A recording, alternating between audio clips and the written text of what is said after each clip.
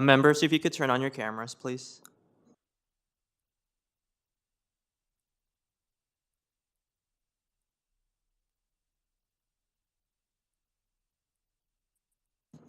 Members, if you could turn on your camera, please.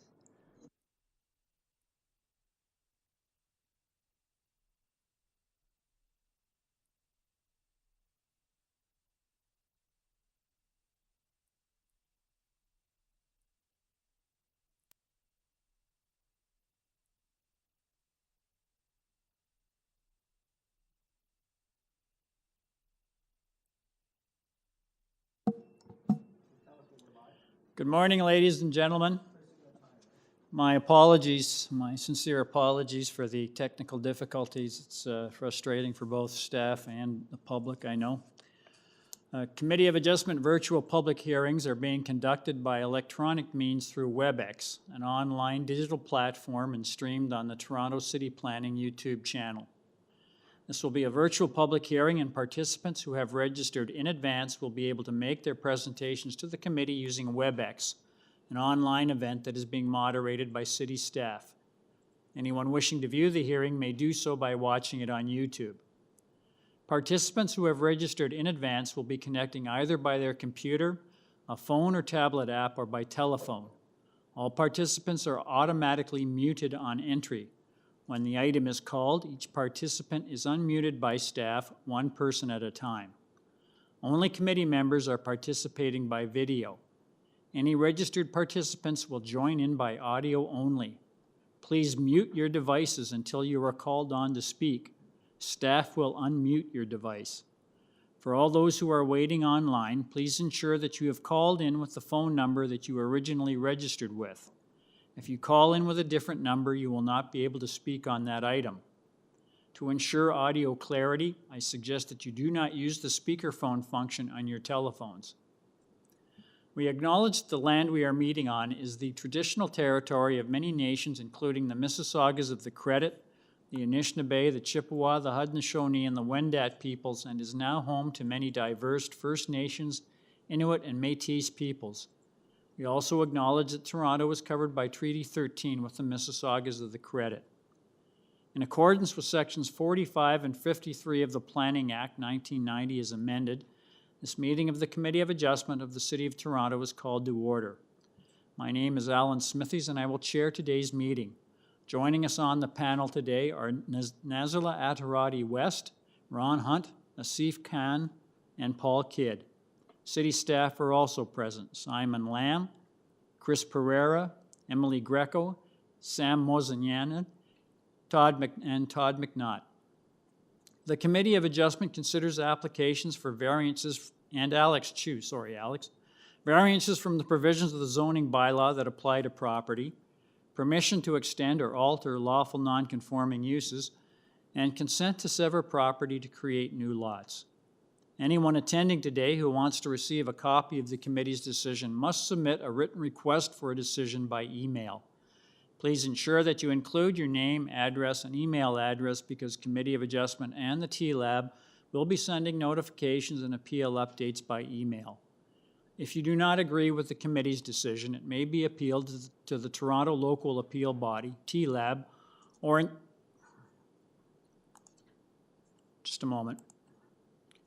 in some limited circumstances to the Ontario Land Tribunal. Appeal instructions are set out at the bottom of the committee's decision. The hearing procedure is as follows. I will call each item in the order listed on the agenda. Where an application is uncontested, the agent or applicant will proceed with their presentation if desired. If the committee does not require a presentation, applicants are to advise the chair should they wish to speak on the item. The committee may ask questions and or take the matter into the committee for a decision. Each speaker, including the agent or applicant, is given a maximum of 5 minutes to address the committee. I will comment when you are reaching the 5-minute limit. When addressing the committee, please state clearly your name and address. Please remember to confine your remarks to the matters described in the application. The applicant or agent proceeds first and will make their presentation to the committee. Please note that the committee may not entertain revisions to proposals at the hearing today.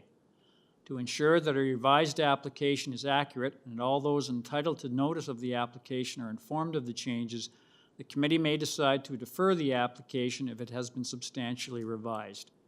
And individuals either in support or opposed to the application are invited to speak.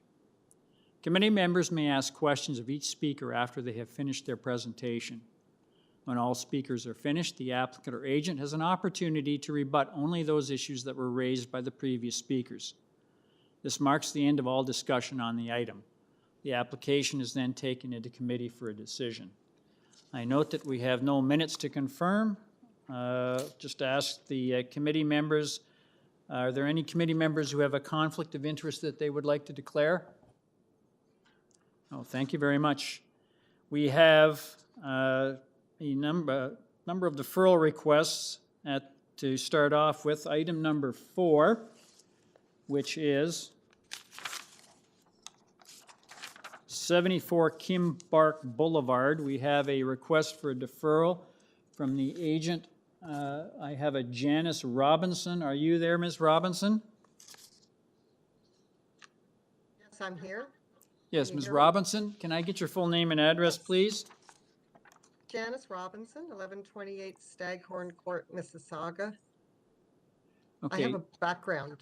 Okay, thank you, madam. Can I ask, I note that there were no staff comments or conditions on file with your application. Can I just ask the reason for your deferral? The variance request is in relation to a rear deck landing and stairs. The dwelling was constructed as per the plans approved in the TLAB decision. Then, when building the landing and stairs, the location had to be changed due to a conflict with the door below.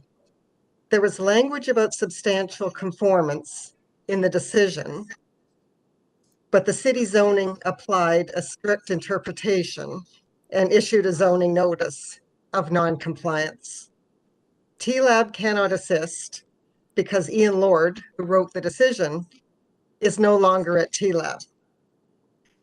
The remedy for this is to revise the application, not for what is listed in the zoning notice that's before you today, but to apply for all of the original variances using the as-built plans, showing the as-built deck and landing.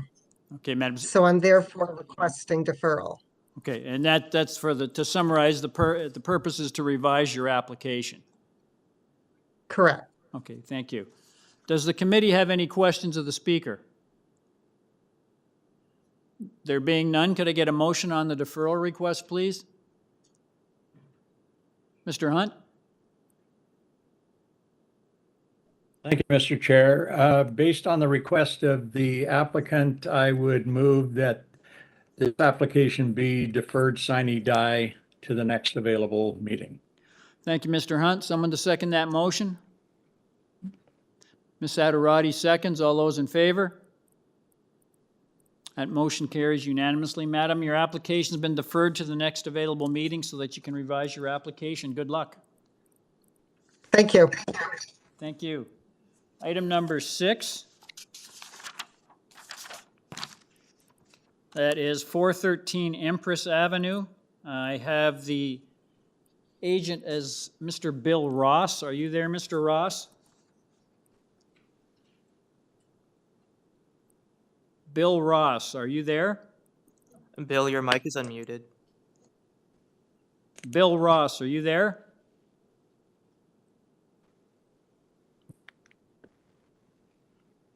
Bill Ross, are you there?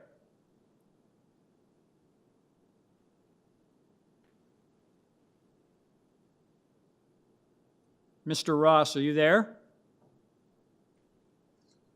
We'll have to hold this down. We'll come back when Mr. Ross is available.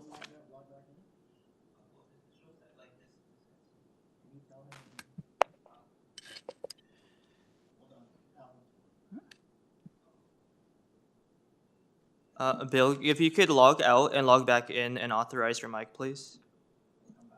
And we'll come back to this. Mr. Chair, do you want to go to Yeah, I'll go back to our agenda. We'll put number 6 back, we'll come back to it. We have a couple of items where they need to go first due to some personal matters. We will do item number 8 first, and that is, item number 8 is 208 Lord Seaton Road. And I have 4 people registered to speak. The agent is a Lawrence Malik. Are you there? Lawrence Malik, are you there? Lawrence, your mic is unmuted. Lawrence Malik, are you there?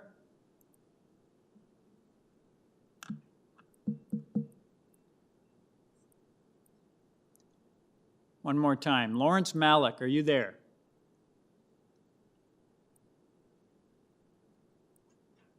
Lawrence, if you could log out and log back in, and We'll put him down. We'll come back to it. we'll come back to it. We'll go back to the next one that we had to move up on the agenda. Item number 16, 308 Horsham Avenue.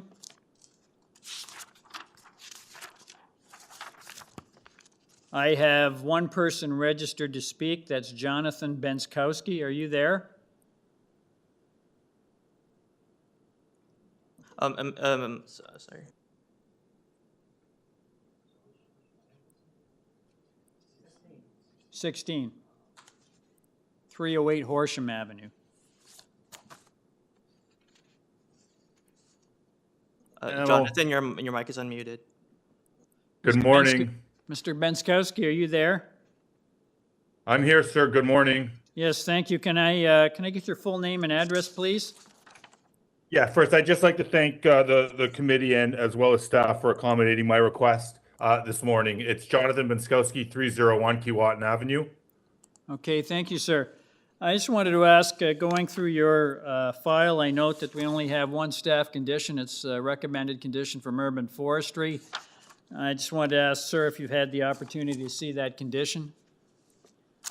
Yes, I have, sir, and I'm okay with that condition. Okay, thank you, sir. Just wanted to ask, I note that you have variances here. It's pretty clear what you're asking for in the application. Is there, just wanted to ask, is there anything that you'd like to tell the committee that isn't contained in the material we have before us this morning? I think it's pretty self-explanatory. It's a new dwelling. It doesn't request a building length. In terms of the side yard setbacks, it's actually in excess of both of the adjacent properties to the east and the west of it, and I'd be happy to answer any questions the committee may have. Okay, thank you. Does the committee have any questions of the speaker? There being none, could I get a motion on this application, please? Mr. Kidd? Thank you, Mr. Chair. I think the requested variances are minor and meet the 4 tests. For minor variance, I'd like to put forward a motion to accept the application subject to forestry. Thank you, Mr. Kidd. Someone to second that? Ms. Adderati seconds. All those in favor? That motion carries unanimously. Mr. Benskowski, your application's been unanimously approved, subject to urban forestry conditions. Thank you, and thanks again for accommodating me. Thank you. We'll go back to item number 8. Let's see if we have the applicant there.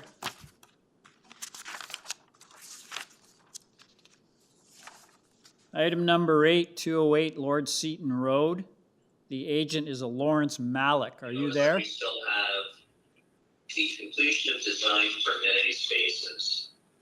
Mr. Malik? Here, is that completed?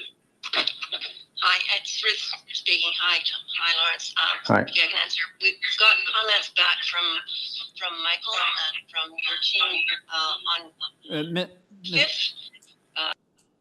Mr. Malik, is that you? We can't hear you properly. Sounds like you're speaking from the bottom of a tin can.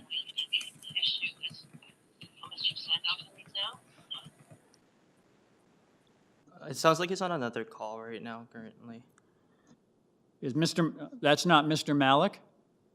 Yeah, I'm here. I'm here. Okay, thank you.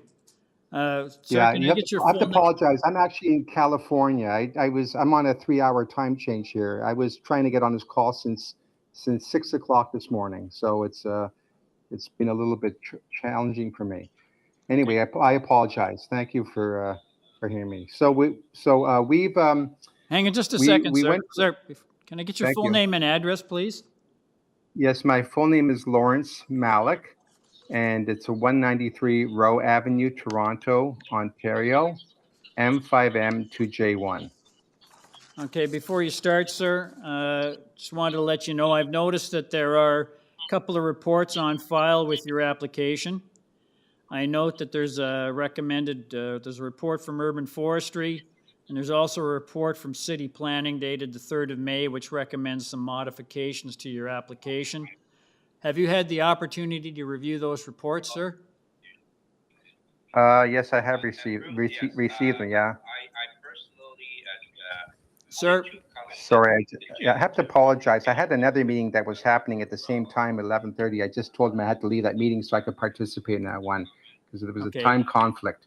Okay, I've got you. You have my undivided attention now. Sorry about Okay. that. Sir, are there any changes that you'd like to make in accordance with those recommendations from City Planning? If you could describe them to the committee now? Are there any changes? No. I mean, the other thing is if we have to provide any kind of a tree protection or whatever we need to do in there. No, sir. I'm talking about the recommended modifications that City Planning describes in their report. Would you like to make those modifications? Can you describe them? If I'm understanding, is it where we reduce the number of variances from 5 down to 1? Sir, Maybe you can refresh. Sir, have you read the City Planning report? I read through this before. Yes. So you understand that there are some revisions that you have indicated that you would like to make to your application. Can you outline those revisions to the committee? Yes, we actually changed the height. We actually adjusted the proposed building length. Number one. Okay, sir, can you go through the variances that you want to change and describe what those changes are? Well, we submitted drawings back to the plans examiner, and the plans examiner had reduced.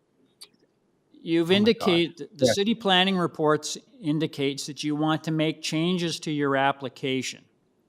Okay? Yes. Can you list those changes that you want to make that are described in the City Planning report? Can you read that into the record? Yes. Item number 1, we wanted to change the overall building length down to 17 meters. It is no longer a proposed building length of 17.75 meters. Okay. Item number 2, the maximum building depth. Variance number 1 is being deleted? Correct. Okay. Next. Variance number 2 is also being deleted. Variance number 2 is deleted. Okay. Correct. Variance number 3 is remaining unchanged. Okay. Variance number 4 is being deleted. Variance 4 is deleted. Okay. And variance number 5 is being deleted. Great. Thank you very much, sir. And that's. I apologize. Yeah. And that's the extent of the changes? Correct. Okay, so if you'd like to, I notice that we have a number of other people registered to speak on this application. So if you'd like to give us a presentation on what you see as the merits of your application. Okay. We have gone to the extent of the house design that's been proposed is basically in keeping with the general intent, the official plan, the neighborhood, and keeping with the general bylaw. It is a reverse pilot, so it's very difficult to attain the rear yard setback because the rear lot line is a bit skewed to the house, and the property tends to flare out towards the street.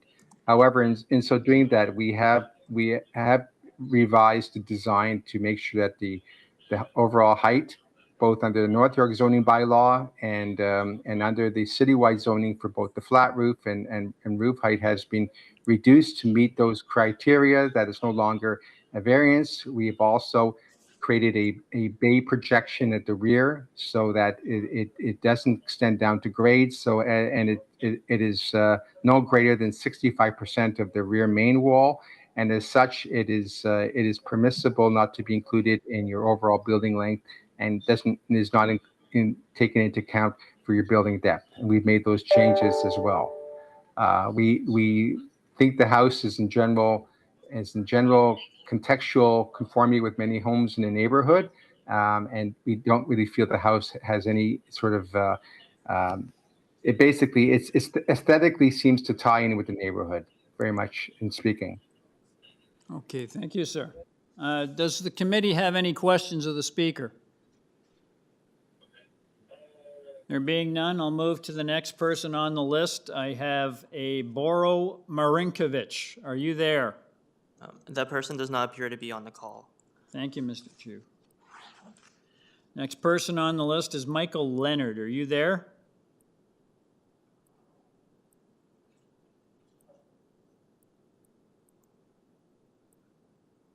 Michael, you're unmuted. Me? Mr. Leonard, are you there? Michael Leonard, are you there? Yes. Yes, Mr. Leonard, can I get your full name and address, please? Michael, if you could please refrain from touching the mute button, I will unmute you. Okay. Can you hear me? Yes, I can hear you. Can I get your full name and address, please? Michael Leonard, 2010 Lord Seaton Road. Okay, thank you, sir. If you'd like to give us your thoughts on this application. Yes, the reason why my neighbor Boro Malkovich couldn't be on the line is because of the delay. He had another commitment. My wife and I, we understand that we cannot stop the builder, Eric Zupnik, from building next door, nor do we want to. But we have several concerns. First, the proposed house is too big for the lot. Well, this lot is different from other lots on the block because it's pie-shaped versus other rectangular lots. We believe the house should fit the size of the lot, not the other way around. The overall length should be restricted to 17 meters as per the guidelines. This will minimize the reduction of sunlight to the east of our house. Presently, we get morning sun in 3 of our rooms, and that will soon disappear. Allowing acceptance of these variances will set a precedent for all future builds in the area. And I have to say this, the system is confusing, this whole process. The neighbors I spoke to had great difficulty understanding why the variances contained in this Committee of Adjustment letter were reduced from 5 to a single variance. Proper notification was not sent out, and the information received apparently violated city planning confidentiality guidelines. In essence, the house remains basically the same size with a large cantilever 2-story section in the backyard. And we ask, why stop there? If you feel, why not make it bigger if the bay windows are not considered part of the building dimensions? It makes no sense to us. The whole building should include the cantilever section in terms of the measurement. We want to limit the size of the building to 17 meters or 56 feet as per the code. And lastly, we want assurances from the builder that he will protect the tree on our property that is less than 3 meters from the proposed building site. And this tree was not part of the initial tree declaration. And we also want assurances from the builder that he will not increase the grade of the property, specifically in the backyard, which affects rain, water runoff. My wife had comments as well, but unfortunately she got tied up and cannot be part of this meeting. Okay, thank you, sir. Does the committee have any questions of the speaker? Being none, I'll go to the next person on the list. I have a Karen Gavin. Are you there? That person does not appear to be on the call. Okay, thank you. We'll go back to the agent. Mr. Malik, are you there? Yes, I am. Yes, you heard the comments from Mr. Leonard, if you'd like to reply to them. Yeah, I mean, I don't, not to be disrespectful, I think that some of the comments were being raised were subjective. And I appreciate his opinion. I think that the house at 210 Lord Seaton is a relatively large house too. And it can be said that when you get sunlight coming from the west, it could cast shadow on my client's property as well. So I think and we, as we mentioned earlier, we are eliminating 4 out of the 5 variances. We have adjusted our drawings and submitted them back to the committee to show that the house is no more than 17 meters in length. It doesn't exceed the building length and doesn't exceed the height. So as far as tree protection is concerned, if we have to provide tree protection, we will certainly do so. We will make sure the tree is protected, and we'll certainly make sure of any runoff and in terms of water penetration that is protected. We're not going to do anything that would cause any damage at all to the neighbor's property in any way, shape, or manner. But everything that we had submitted back to the plans examiner, the City of Toronto, is in keeping with the zoning bylaw. And in the drawings that are on record now do conform to the city zoning bylaw, with only one a minor variance at play being the rear yard setback. And I do want to mention that the neighbor immediately to the rear of my client's property had no objections to the property encroaching into the rear yard setback. We would also be prepared to provide planting trees along the rear yard to provide acoustical and visual shading as well to the neighbor's property, if need be the case. Okay, thank you, sir. Does the committee have any questions of the speaker?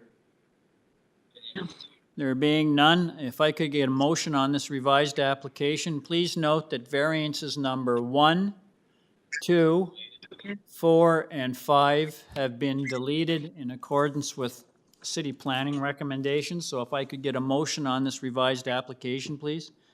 Mr. Hunt. Thank you, Mr. Chair. Having heard the applicant and his acceptance of the changes proposed under the planning report dated May 3rd, 22, advising that variances 1, 2, 4, and 5 have been eliminated, and also subject to the May 3rd, 22 urban forestry requirements, I would move acceptance of this application. Thank you, Mr. Hunt. Someone to second that? Ms. Adderati seconds. All those in favor? That motion carries unanimously. Sir, your revised application's been unanimously approved, subject to urban forestry conditions. Thank you very much, sir. Thank you. Thank you very much. For now, we'll go back to one of our deferral items, item number 6, 413 Empress Avenue. I'm looking for the agent, Bill Ross. Are you there? Bill, you're unmuted. Bill Ross, are you there? Mr. Ross, are you there?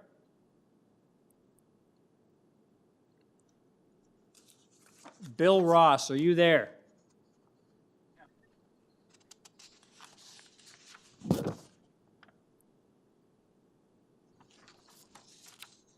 Mr. Ross, are you there? Mr. Chu, we'll come back to him. I'm going to go back to our regular agenda. Thank you. We'll go back to item number 1, 517 to 523 Glencairn Avenue. I have 4 people registered to speak. 3 people, pardon me. Is the agent there, Leo Mastrandri? Are you there? Mastrandria. Yes. There. Yes, Yes, sir. Can I get your full name and address, please? it's Leo Mastandrea, 817 Cosburn, representing the as agent for 517 and 523 Glencairn. Okay, thank you, sir. I just wanted to ask, there's reports on file with your application. There's urban forestry, development engineering, city planning, and transportation services reports. All of those have attached conditions. Have you had the opportunity to read those reports, sir? Yes. Okay, and you're aware of the conditions in them? Yes. Okay, thank you. We have, as I said, we have 2 other people registered to speak, sir. If you'd like to give the committee a presentation on what you see as the merits of your proposal. Through you, Mr. Chair, there are 2 additional. Mr. Mastrandria, are you there? Yes. Yeah, Can you hear me? would you give the committee a presentation on what you see as the merits of your proposal, please? Yes. Seen my supporting material? Could you put page number 1 of my supporting material? Okay, sir, can you start?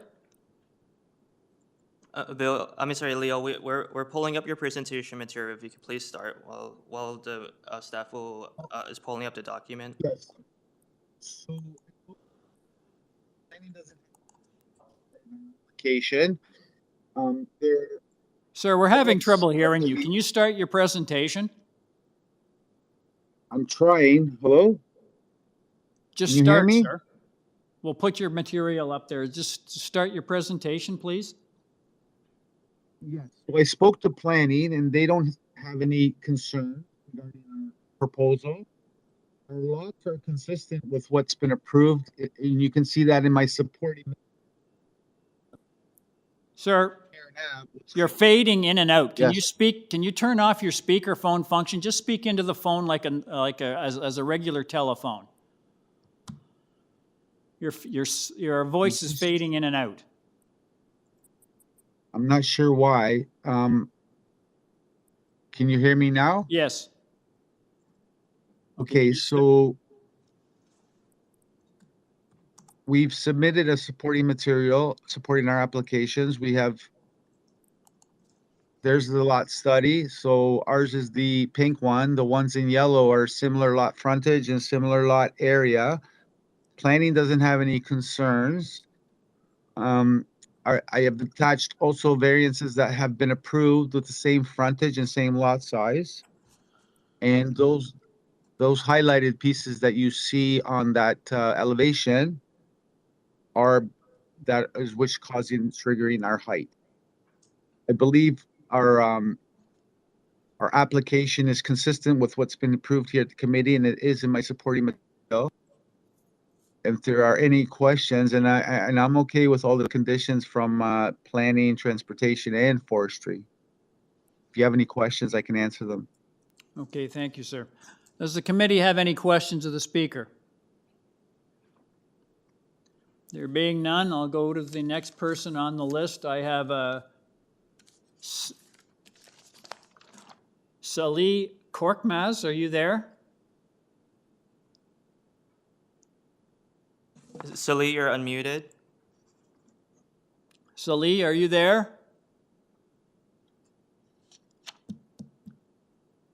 Salih Korkmaz, are you there? Salih Korkmaz, are you there? Korkmaz.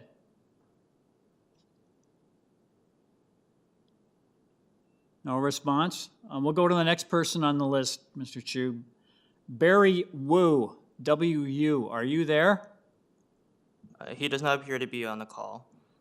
Barry Wu, are you there?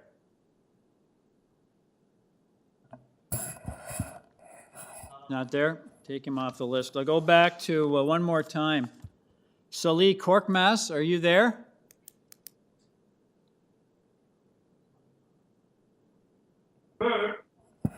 Salih Korkmaz, are you there?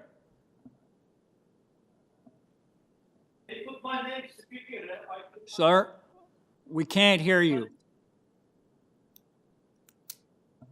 Hello, Mr. Korkmaz, are you there?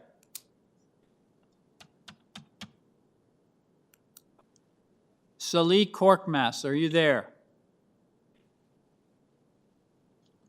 We're going to take him off the list, Mr. Chu. We can't get a hold of him. We tried. Okay, I'll just ask again, Mr. Mastrandria, we have no other persons that we've been able to Mr. Chair, hold up. Mr. Chair, There's two more speakers I have, on the late speakers list. no, I have one person who's the co-owner. Why don't we just unmute the two that's listed Okay. on the... Parvin Marsban, are you there? He does not appear to be on the call. Parvin Marsban, are you there? Okay, I'll take him off the list. Okay. We have no other speakers. Mr. Chair, there is a David Elm. David does not appear to be on the call as well. No. That's for item number 2. Okay, we have no other persons registered to speak.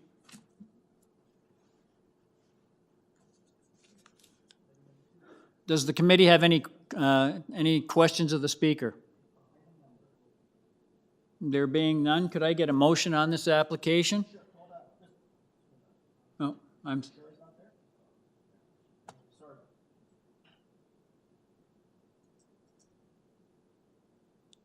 We have no one else registered to speak on this. Okay, thank you.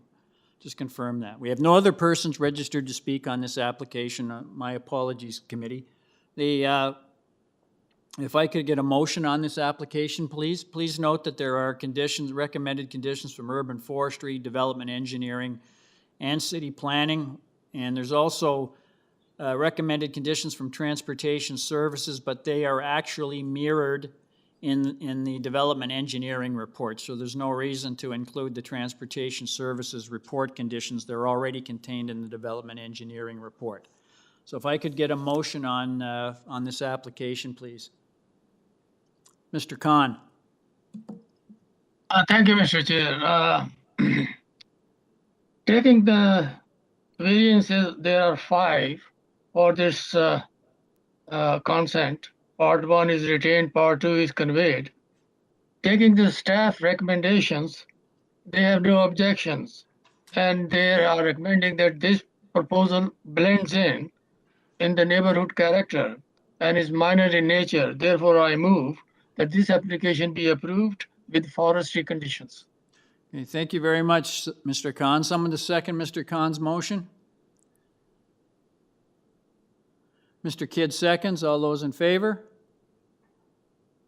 That motion carries unanimously. Sir, your application has been unanimously approved, subject to urban forestry, development engineering, and city planning conditions. We're now on to item number 2, 435 Woburn Avenue. I have 3 people registered to speak. The agent is Mehdi Ajvand. Are you there? Mehdi, you're unmuted. Mehdi Ajvand, are you there? Yes, sir, I'm in. Yes, can I get your full name and address, please? Sure. My name is Mehdi Ajvan. I'm here as the architect of project and also representative of my client as the owner of 435 Woburn Avenue. Okay, thank you, sir. I just wanted to let you know, I wanted to ask, there are three reports on file with your application. Recommended condition from urban forestry. There's a report from city planning and development engineering. They both have no objections to your application, subject to conditions. Note that we have 3 people registered to speak, sir, so if you'd like to give the committee I want to ask first, sir, have you read those staff reports? Yes, sir. I had a chance to review them, and also before I start the presentation, I want to inform some improvement in our application. For the application A0036 for part 2, we are eliminating variance number 7 for Okay, hang on just a second. landscaping. Sir, just a moment. Slow down. So Sure. what are you proposing to change? For application A0036 for part 2. Okay, which part 2? Okay, what are you proposing to change? Yes. Variance number 7 is eliminated. Okay, what are you changing it to? It's eliminated. We are complying with, for front landscaping. Delete, it's being deleted. Okay, variance number 7 is being Yes. deleted for part 2? Yes, and variance number 8 for the same application regarding the wall height, we are improving the number. Instead of 9.57, we are 8.05. Okay, hang on. So it's the variance for variance number 8 for part 2.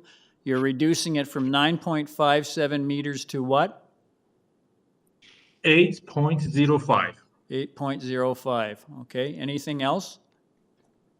And also for the application A0035, part 1. Okay. What are variance number 6 is eliminated. Variance number 6 is being deleted? Yes, sir. Okay, any other changes? And same thing, variance number 11 for the wall height, we are improving it to 8.05. Okay, so it's going from 9.57 meters to 8.05 meters. Yes, sir. Okay, any other changes? No, that's all. Okay, thank you. If you'd like to give the committee a presentation on what you see as the merits of your proposal. Sure.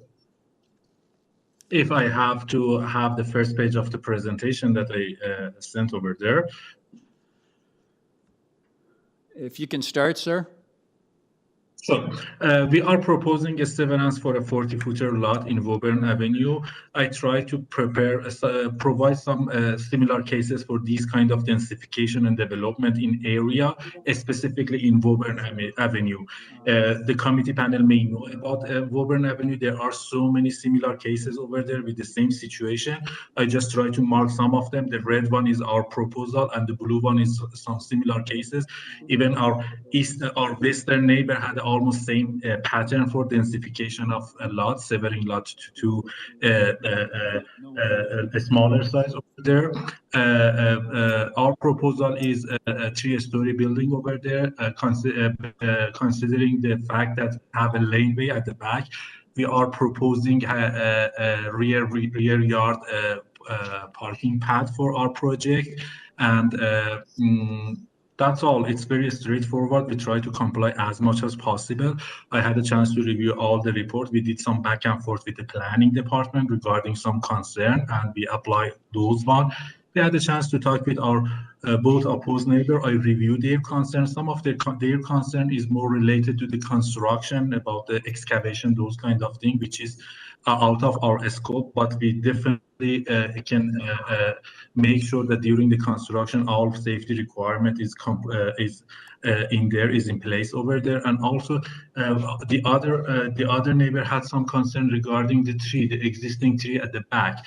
At this moment, we don't have any intention to removing any tree. One of our neighbors suggested to remove one of them. It really depends on the urban forestry. If urban forestry and existing condition of tree force us to remove that, we are totally okay. We remove those trees as well. If there is any question, I would be more than happy to address them.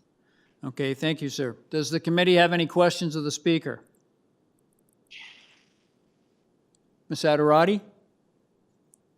Yes, through you, Mr. Chair. I would like an explanation regarding the lot coverage, which is 36.7% versus 30%.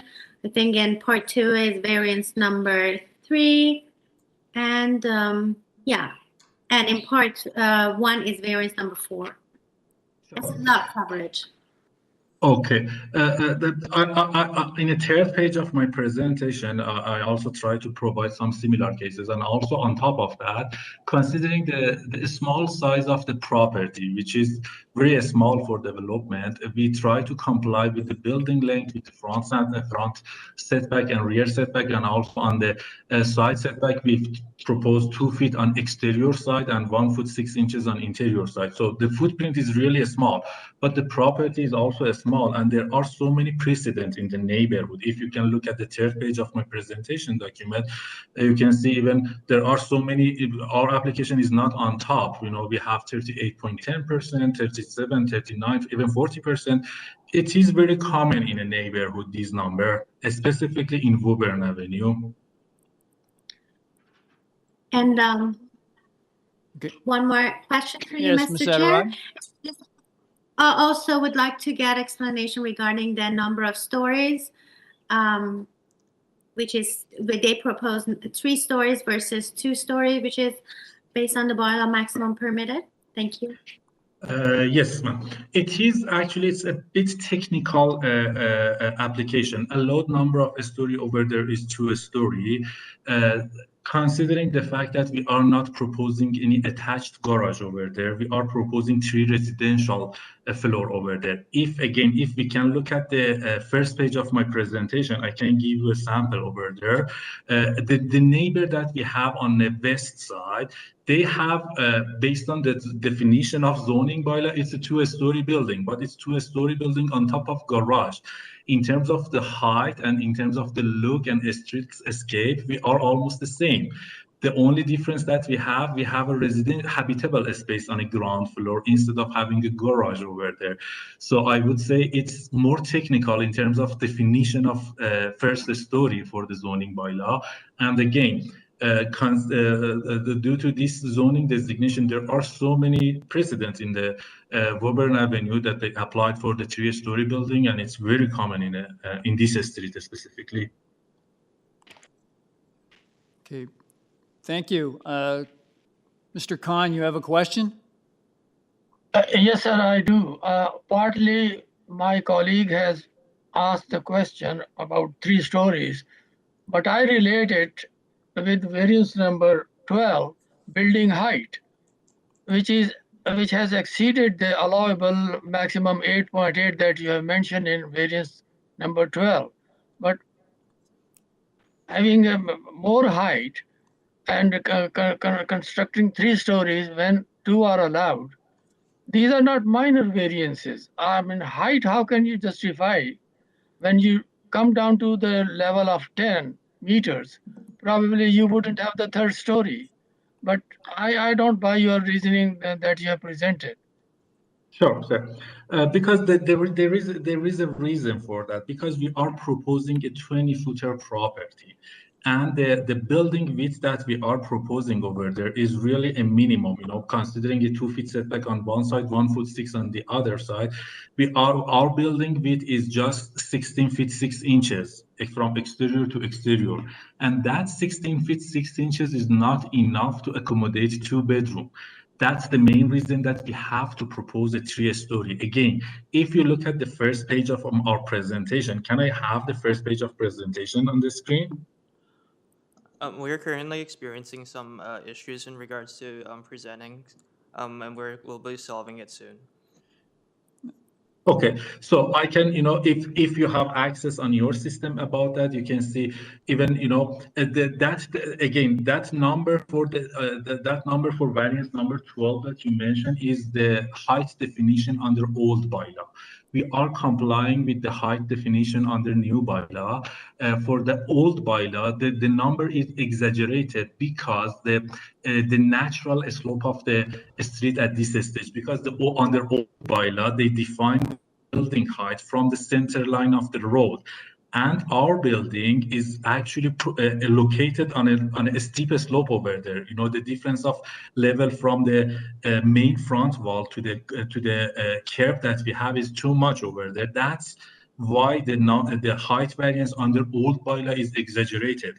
But please note that we are complying with the height under new bylaw, and also the wall height. Although the planning department planning staff was okay with original application that we submitted, we still reduced it as much as we could. The wall height, we reduced it from 9.75 to 8.07, which is we are applying for almost less than 2 feet wall height over there. So I would say in terms of the height under new bylaw, we are proposing very modest application. Under old bylaw, the reason that the number is exaggerated is because of the existing condition of road. There is a steep slope on the Woburn Avenue, and also in our property, the building is located on a steep slope. It's almost like located on a hill over there. The difference over there is more than 1 meter from the main wall height to the curb, and that's the reason that we have exaggerated number over there. Okay, thank you, sir. I just wanted to confirm again, sir, with these changes that you were proposing to your minor variances. Just confirm them for me, please. Sure. for application A0036/22NY, variance number 7 is being deleted. Yes, sir. Variance number 8 is being reduced from 9, which is being reduced from 9.57 meters to 8.05 meters. Is that correct? Yes, that's correct. Yes, that's correct. Okay. So the next change you were proposing, just to confirm this again, for application A0035/22NY, variance number 6 was being deleted, which was related to the coverage, I believe. Slot coverage. And variance number 11, the proposed height of the side exterior main walls facing a side lot line is 9.68 meters. That's being reduced to 8.05 meters. Is that correct? Yes, sir, but variance number 6 is related to front yard landscaping. Just want to confirm that. Thank you. I just wanted to confirm that. Okay, we'll go to the next person on the list. We have a Jeffrey or Lori Dennis. Are you there? I'm Jeff Dennis. Yes, I'm hello. Jeffrey Dennis. Yes, can I get your full name and address, please? Jeffrey Dennis, 437 Woburn Avenue. And my wife Lori is the registered owner. And we're the neighbor to the immediate west. Okay, if you'd like to give us your thoughts on this application. Yeah, thank you. First of all, I've never met this man and he's misrepresenting what I said. So I would ask that you disregard anything that he said about what I said. My only concern was construction. Yeah, I'm concerned about construction, but who wouldn't be? But I have some other concerns. I've lived here for 10 years and it feels to me like the agent hasn't done a site visit. The house is below, it's on the downslope of the hill. It's not on the top of the hill like he said. So he's misrepresenting the fact situation. Be that as it may, that's just nitpicking, but the point is that I don't think he's visited the site, because if he has, he would understand that it's not consistent. This proposal is not consistent with the character of the existing neighborhood. I don't mind that there's a severance. He's right. There's lots of examples of severances, but there is a consistent look and feel. The houses are like row houses. They line up and the frontages are approximately the same. In the back, the setbacks in the back also line up consistently, and it provides an open, almost park-like environment because of the trees and because of the laneway. And so what they're proposing is to change that frontage. We're going to have houses at different setbacks, and also in the back, it's going to jut out 18 inches into my yard and reduce that open space, and have 3 stories towering over my pool. So I'm not happy about that. On the parking issue, it seems to me that this whole proposal is disingenuous. The idea is to get more space inside the house by not having a garage and having backyard parking off a lane that is effectively defunct. There's no traffic on the lane. It's not maintained. It's not plowed. There were 3 feet of snow there for most of the winter. We couldn't open our fence into the lane. You couldn't drive on the lane. To make a turn into these, 16 or 20-foot lots with fencing and this massive tree, it's a fallacy to believe that that's feasible. So what's going to happen is they're going to park on the street. And so we lose 2 garage parking spots from the existing dwelling, plus 4 driveway spots, and no one's going to park in the back. Like, that is a fallacy. Now, with respect to the tree, it's a really, really old, fantastic tree, and it provides much of the green space and this open sort of feeling that you have in these otherwise very small lots. The problem with it is that it has these massive 5 branches coming off a huge trunk. And when the wind blows, like it's coming down one day, and it'll come down on somebody's house or somebody's car or it's coming down. And I'm worried about the excavation, and I'm worried about the demolition, and I'm worried about what'll happen to the tree, because the tree is outside of these limits that the city sets, but it's at risk regardless of that, you know, arbitrary number of meters. Because number one, you're going to have traffic of construction coming back and forth. Number two, it is an old tree that somebody's going to have to prune or look after. So I really think that that is a significant problem. Okay, thank you, sir. Does the committee have any questions of the speaker? There being none, I'll go back to the agent. Mr. Adjavand, are you there? Yes, sir. Yes, can I, if you'd like to respond to Mr. Dennis, please? Sure. Thank you so much for sharing the concern. Actually, my client, the owner, met our neighbor, not me personally. Just as the fact that we did that he claimed that we didn't do the site visit. We designed so many projects in this street. Some of the similar cases that I provided is our own design over there. But anyway, that's not relevant to the fact. But the main thing that caused the confusion for our neighbor is the comparing the existing house versus the proposed house.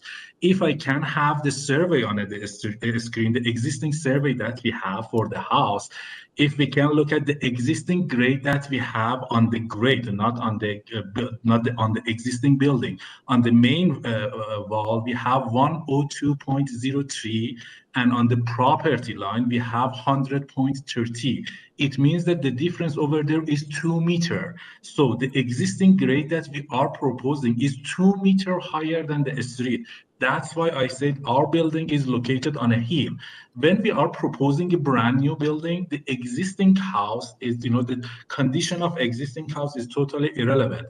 The natural grade, which caused the pattern of stormwater management, is important for us, not the existing house, because the existing house is going to be removed. But the natural grade of the city, the property, and also the street is important for us. So there is a 2 meter difference over there that caused all this situation and exaggerating the height. In terms of the building length that projecting over there, we are complying with the building length, and also we are complying with the new interpretation of Toronto building, because before that, whenever we have a severance project, they ask for the same front yard setback. Now they ask for a gradual connection between 2 neighbors, and one of our neighbor at 433 is much more closer to the property line, or the other neighbor on 437 is far further from the property line. What we are proposing is like a gradual transition between these two to be able to have a more appropriate pattern for the front setback, connecting these two existing buildings over there. Again, in terms of the height, what we are proposing over there is same as even our neighbor at 437 has. I'm not sure about the number, but it's almost the same, because we are proposing 3-story on grade. They have 2-story on top of garage. It's actually 3-story. Look what they have. That's the whole point. That's why I say it's a technical variance when they call it 3-story or 2-story on the garage. So I would say our proposed building height is almost the same as our neighbor, specifically at 437. And regarding the parking issue, actually, we are improving the parking condition on a Woburn. We are removing a curb cut. We are removing the existing almost 6-meter curb cut on a Woburn and provide more street parking over there at the Woburn Avenue. And also, we are conveying part of our land to the from the back to be able to provide the minimum standard for the laneway width over there to have a, if I'm not wrong, it's it's 5 meter or 6 meter width for the laneway. We are conveying a small portion of our land to be able to have a standard laneway, and these development will cause the maintenance of that rear laneway. Yes, the laneway may not be used for now, but when we have a parking spot, then the maintenance is automatically going to happen, and then the laneway is livable. The laneway will provide more security and safety for the neighborhood. When nobody is used the laneway, then we do have a security and safety issue. But when it's the access for the garage for the neighbor, then it means that we do have a better maintenance and safety and security issue. Regarding the tree situation, as I said, it's out of our scope. We are okay with removing that if the urban forestry allow us, because it's a mature tree. It's 75 centimeter, the diameter of the tree. We usually hesitate to remove any mature tree on the property. But if it caused the situation and or urban forestry force us to remove that, we are totally okay with that. But we don't do it voluntarily, because I believe that it's the asset for the city. Sir, can you summarize, please? For the neighborhood. Sure. I'm done almost. I believe that I addressed all the issue that our neighbor raised over there. Okay, thank you. Does the committee have any questions of the speaker? There being none, could I get a motion on this revised application, please? I've read those into the record, so I don't know there's a necessity to repeat them, but if I could get a motion on this revised application, please.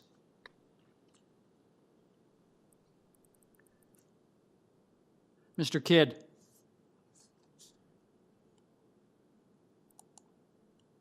Thank you, Mr. Chair.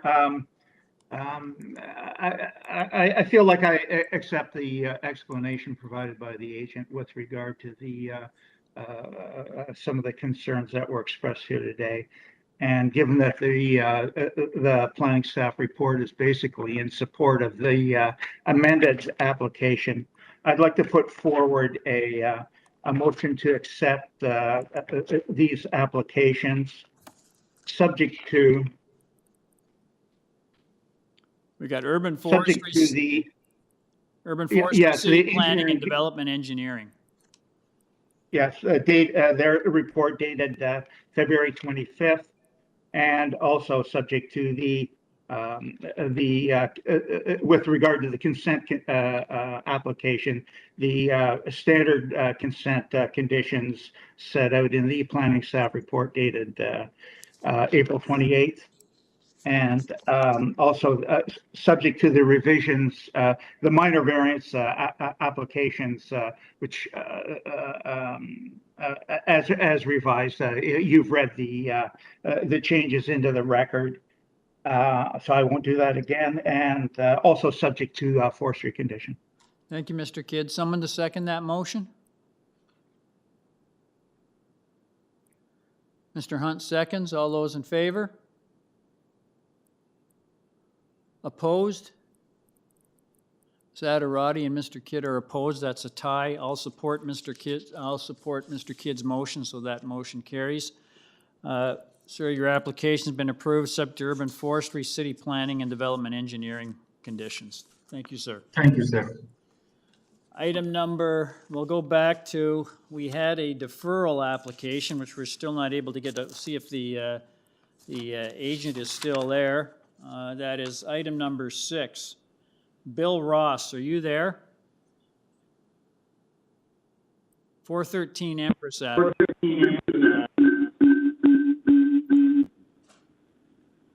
No, he's not there. I don't see his number. He said he was going to call in, however, I don't see his number on the call. Okay, all right, we'll go back. We'll go back to item number 3, 681 Glencairn Avenue. I have 2 people registered to speak. The agent is Lauren Rose. Are you there? Can you hear me? Yes, Mr. Rose, can I get your full name and address, please? Lauren Rose, 388 Spadina Road. Yes, thank you, sir. I just wanted to ask, I note that there is two reports on file with your application. There's recommended conditions from urban forestry. There's a report dated the 15th of March from development engineering, and there's also a 3rd of May report from city planning. I noticed that there are some recommended modifications that they're looking for from city planning. I just wanted to ask, sir, have you had the opportunity to read those reports? Yes, I have. I want to make some recommendations on their recommendations, if that's okay. Yes, if you'd like to read them into the record now, if you could do that, please. Sorry for process. How do you want to do this? Do you want to deal with the severance first, or No, shouldn't we deal with that? Are you making changes to the variances? So on each house, we are going to get rid of the elimination of variance 11, which is not required. We don't need it. So Okay, hang on. Yeah. Can you just go through each one numerically and just tell us what those changes are? Okay, so for part 1, we do not need variance 11. So variance number 11 is deleted. Yes. And so the recommendations are to change variance 14 and 15. As part of my presentation, the change that I would like to request from this committee, if they approve it, is to keep the variances as written for the first 0.9 meters and then 1.2 after for variance 14. Sir, if you're proposing to change, you have to tell us what that change is. So just tell us what the change is. Okay, so if I can explain. Sir, don't explain yet. Just tell us what the change, so we can read them into the record. So for number 14 on part 1. Yep. It should read, the proposed west side setback is 1.12 meters for the first 0.9 meters. Okay. And hang on. 2 meters after. 1.12 meters for the first 0.9 meters. For the first which? 0.9 meters. For the point 0.90. So okay, 1.12 meters for the first 0.90 meters, and then what? 0.9 meters. Okay. Yes, okay. Then 1.2 meters after. This is what staff has asked for. I can explain why it's needed. Number 14, 1.12 meters for the first 0.90 meters. And that's it? And then 1.2 meters after. And then 1.12 meters after? No, 1.2 meters after. 1.20 meters after. Yes. Okay, and then what's the next change? Variance 15. Okay. Would read the same. The proposed east side yard setback is 0.37 meters for the first 0.90 meters. Okay, hang on. Yeah. 0.37 meters for the first 0.90 meters, and then what? And then 0.45 meters after. Okay, so let me just read that in 0.37 meters for the first 0.90 meters, and then 0.45 meters after. Correct. Okay, any other changes? So the other changes are in part 2 is the other. Okay, what's for part 2? So similarly, getting rid of variance 11. Okay. It's not required. And then on 14, it would read the same. East side setback of 1.12 meters for the first 0.90 meters, and then 1.20 meters after. Okay, and 15? Would read the proposed west side setback of 0.37 meters for the first 0.90 meters, and then 1.20 meters, and then 0.45 meters after. Okay, all right then, thank you. That's the extent of the changes? Yes. Okay, if you'd like to give the committee a presentation on what you see as the merits of your revised application. Okay, so as you can see, staff is supporting the severance and they're supporting the application. The only reason that they've asked to modify variance 14 and 15 on both applications is due to a special exemption for this property. If staff could put up the late submission that I brought in yesterday. So normally on any zone, you are allowed an architectural feature to project into a setback as long as it's no closer than 0.3 meters to the property line. But the next version, so this is not applicable for some reason on this property. There's an exception, and that exception, okay, well, it might be the slide before, just says that the required side yard setback is 1.8 meters. So because there's an exception on this lot, it trumps what the normal bylaw says. And I think staff, who we work very closely with, didn't understand that. And so I'm asking for your indulgence. I do not want that setback for the whole building, but it is for an architectural feature.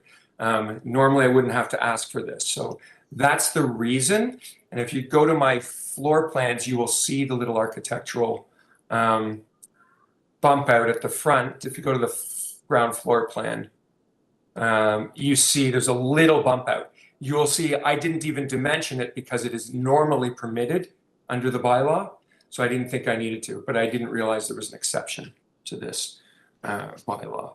So we have no other problems with any of the other notes from staff. We worked very closely to modify the design, deferred our date. This is an application for 2 houses, take 1 property, make 2 properties out of it, right near the subway station on Glencairn. I applaud planning staff to finally coming around to appreciating the need for more housing. I can answer any of your questions or take you through, but I think I can wait to hear if there's opposition as well. Okay, thank you, sir. Does the committee have any questions of the speaker? There being none, I'll go to the next person on the list. I have a Jillian Babcock. Are you there? Jillian, you're unmuted. Ms. Babcock, Great. are you there? Yes. Can I Can get you your hear full me? name and address, please? Jillian Babcock, 124 Hillmount Avenue. Okay, thank you, ma'am. If you'd like to give us your thoughts on this application? My thoughts are, first of all, me and my neighbor at 126 Hillmount are very unhappy about the lot being split to begin with. I'm not sure if there's anything we can do about that. We just want it to be known. We are very unhappy about that. Our issues today are with the overall height of the proposed properties going up. We're behind it, and the height of the building already looks directly into our bedrooms, our master bedrooms. The height of the building already can see directly into our backyards, mine, which I just put a pool in, which also for privacy reasons makes me very unhappy. The back deck situation, one of my neighbors on the other side has a high deck, and because we're on a hill, any backyard high deck looks directly into the yard. Like I can see my neighbor with a deck already. Every time they're out on their deck eating dinner, whatever, they can see me, I can see them. It is not a great situation. So, I mean, the height of the deck is also not okay with us. I will read you what my neighbor at 126 Hillmount said. He said, because the property is back that, sorry. They are very concerned about the height variance side. The property has been built up 3 feet above where his house is currently, and it already towers over. At minimum, my neighbor would like a 6-foot fence built and hedges erected to completely block the view. Okay, thank you, madam. Does the committee have any questions of the speaker? There being none, we'll go back to the agent. Mr. Rose, you've heard the comments from Ms. Babcock. If you'd like to reply to them, please. Yes, if staff can put up my side elevation, if you don't mind. I will point out that one of the things that we worked on planning with was that we do not have a height variance under the new bylaw. We do have one under the old bylaw. So if you look at our front or side elevation, you will see that the maximum height is at 10 meters, and that is permitted. So I don't know how to deal with this because the old bylaw, technically, the OMB has determined that that will not be in play. That's measured from the center line of the road. We're on a little bit of a hill.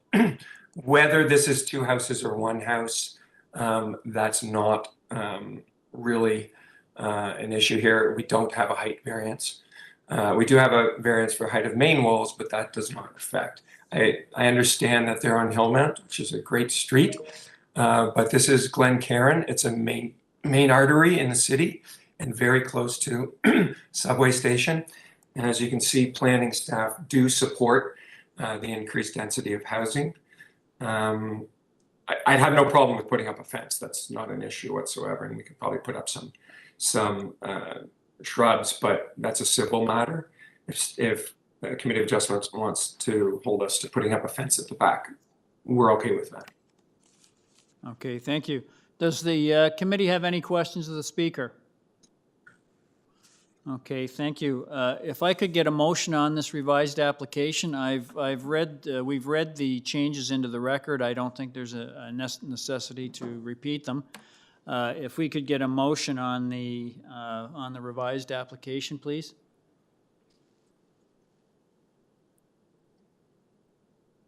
Mr. Khan? Thank you, Mr. Chair. I'm taking, after listening the presentation as well as the people who don't like it in opposition, I'm taking elimination of variance number 11 and modification of variance 14 and 15, and taking the staff recommendation into consideration. I move that this application be approved, subject to the condition of forestry as well as all recommendations made by the staff.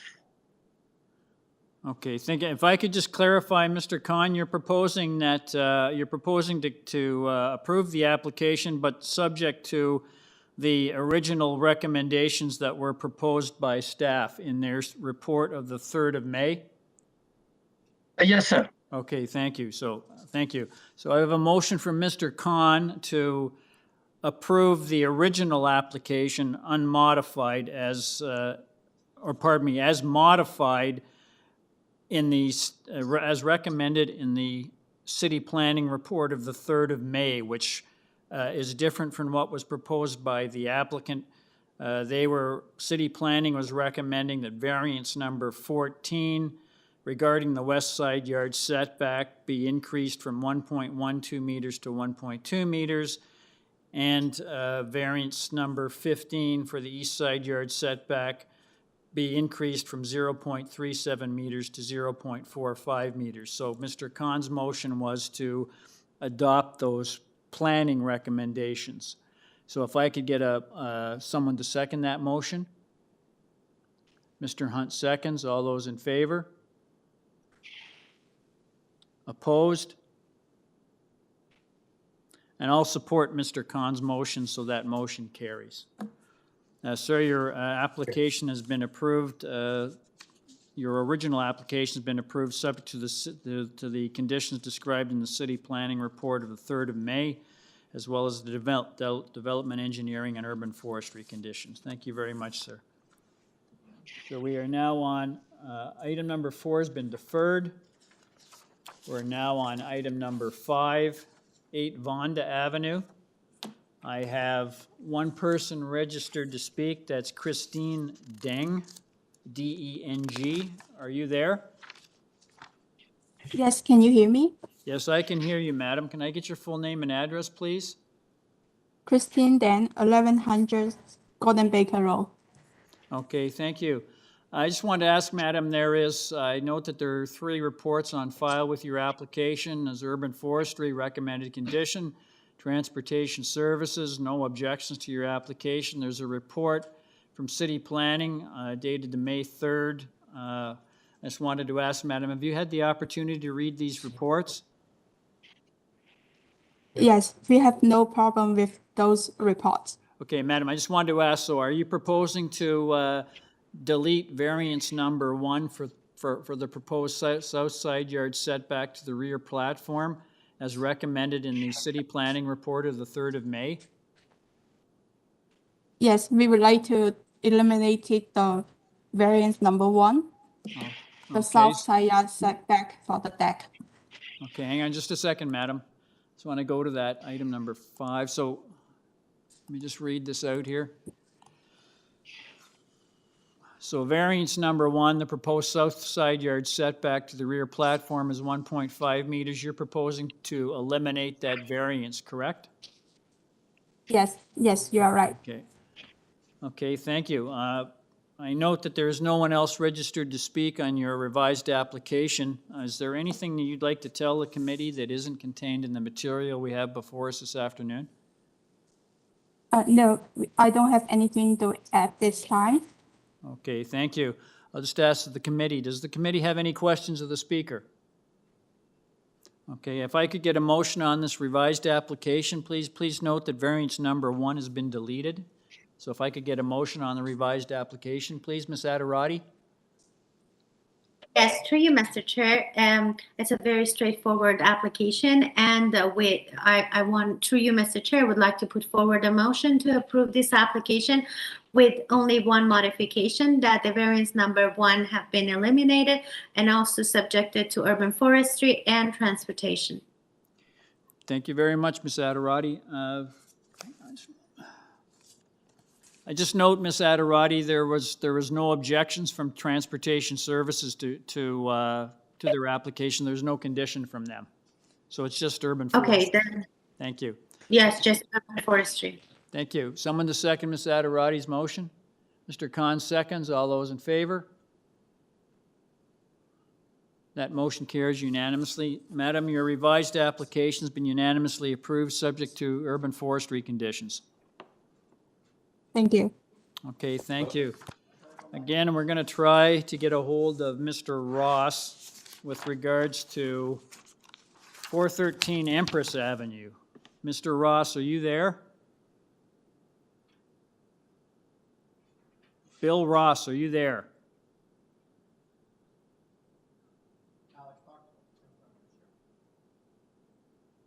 Bill, you're unmuted. Mr. Ross, are you there? Mr. Ross, are you there?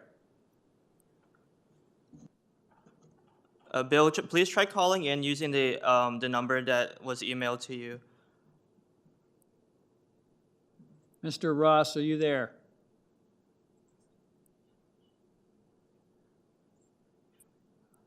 Mr. Secretary Treasurer, can we make a vote on the deferral if the applicant is not there? I'm gonna try and call him. Can you tell Bill to hang up? I will call him and try and put him on. Bill, if you could hang up, someone will try to call you and put you on speakerphone.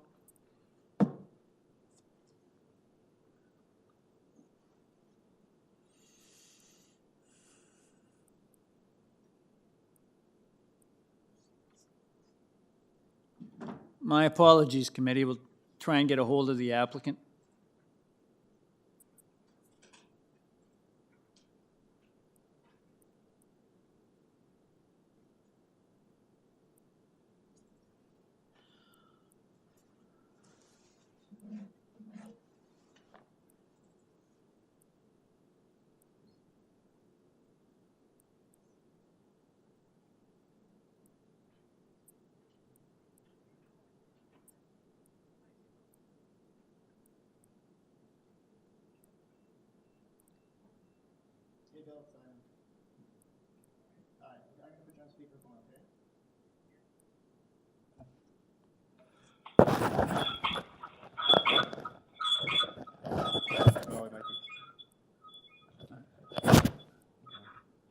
Bill, do you have something else that's on, like YouTube in the background?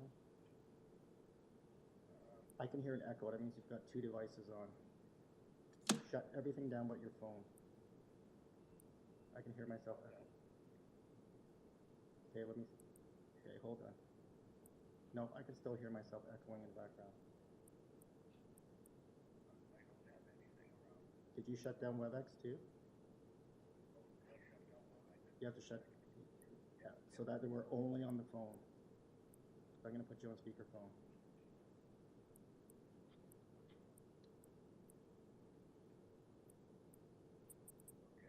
Yep, that sounds good. Okay, we're gonna try it again, okay? Okay, Bill, do you want to talk? Yes. I'm sorry for this. I don't know. I just couldn't get this thing to work. Mr. Ross, can I get your full name and address, please? Yeah. Can you hear me okay? Yeah, we can hear you. Okay. Yeah. So what's happened is we, between the architect and myself, I guess, I thought he was going to put up the sign, and he thought I was going to put up the sign, and at the end of the day, we both missed putting up the sign. Okay, sir, I wanted to ask, there were a couple of... So we just like a deferral just to be able to, you know, put up our sign. Mr. Ross, can you hear me? Yes. Can you hear me? I'm sorry. Mr. Ross, can you hear me? Yeah, barely. Okay, just going to ask, there's reports on file with your application from Urban Forestry and one from City Planning dated the 3rd of May. Just wanted to ask, have you read those reports? Mr. Chair, through you, he's only deferring his file today. You don't need to refer to the other reports. Does he want to meet with planning? No, he gave his reason. The sign was not posted correctly. Okay, all right. So, sir, you need to, so we're asking for a deferral, and committee hasn't, I guess it's Mr. Simon, that was because of the sign not posted? Correct. Okay, thank you. We could get a motion to defer the application, please? Ms. Adirati? Yes, through you, Mr. Chair, I would like to put forward a motion to defer this application so that the applicant can post for the next time, the public notice. Thank you, Ms. Adirati. Someone to second that? Mr. Hunt seconds. All those in favor? That motion carries unanimously. Mr. Ross, your application's been deferred to the next available meeting so that you can repost your notice. Thank you very much. Thank you. We are now on item number 7, 44 Escort Drive. I have one person registered to speak. That is Tanya DePellegrin. Are you there? Tanya, you're unmuted. Tanya DePellegrin, are Hello. you there? Yes, I am here. Can you hear me? Yes. Can I get your full name and address, please? Yes, of course. It's Tanya DePellegrin. My address is 44 Escort Drive.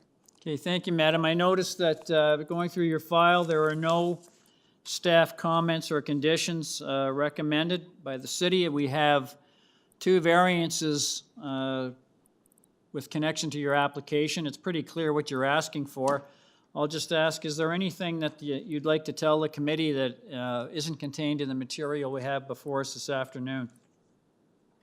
2 just minor points. One is that I just want to make clear, because I know there's some confusion sometimes with others listening, that the deck we would like to replace is an old rotten deck with the same deck with same depth and dimensions, and that we don't intend on going past the bylaw restrictions across the back of our house where the deck protrudes out from the main level.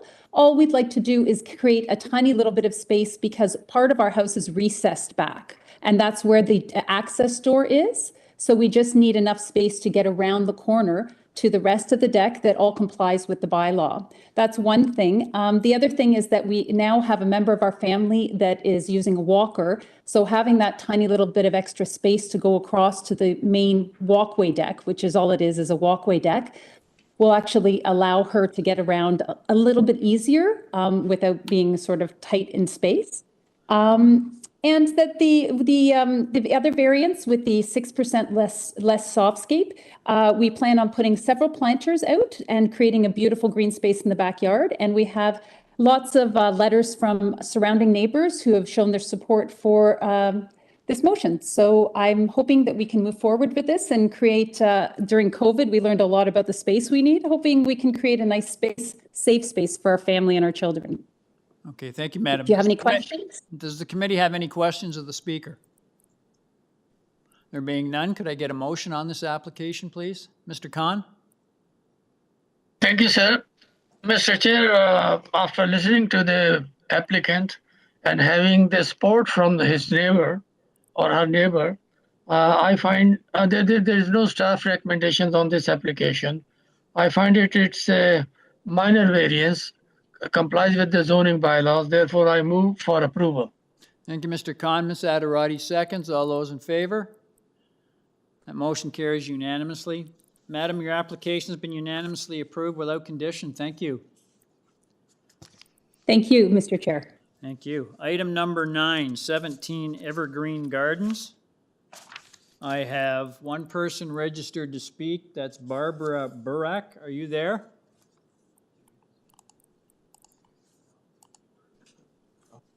Barbara, you're unmuted.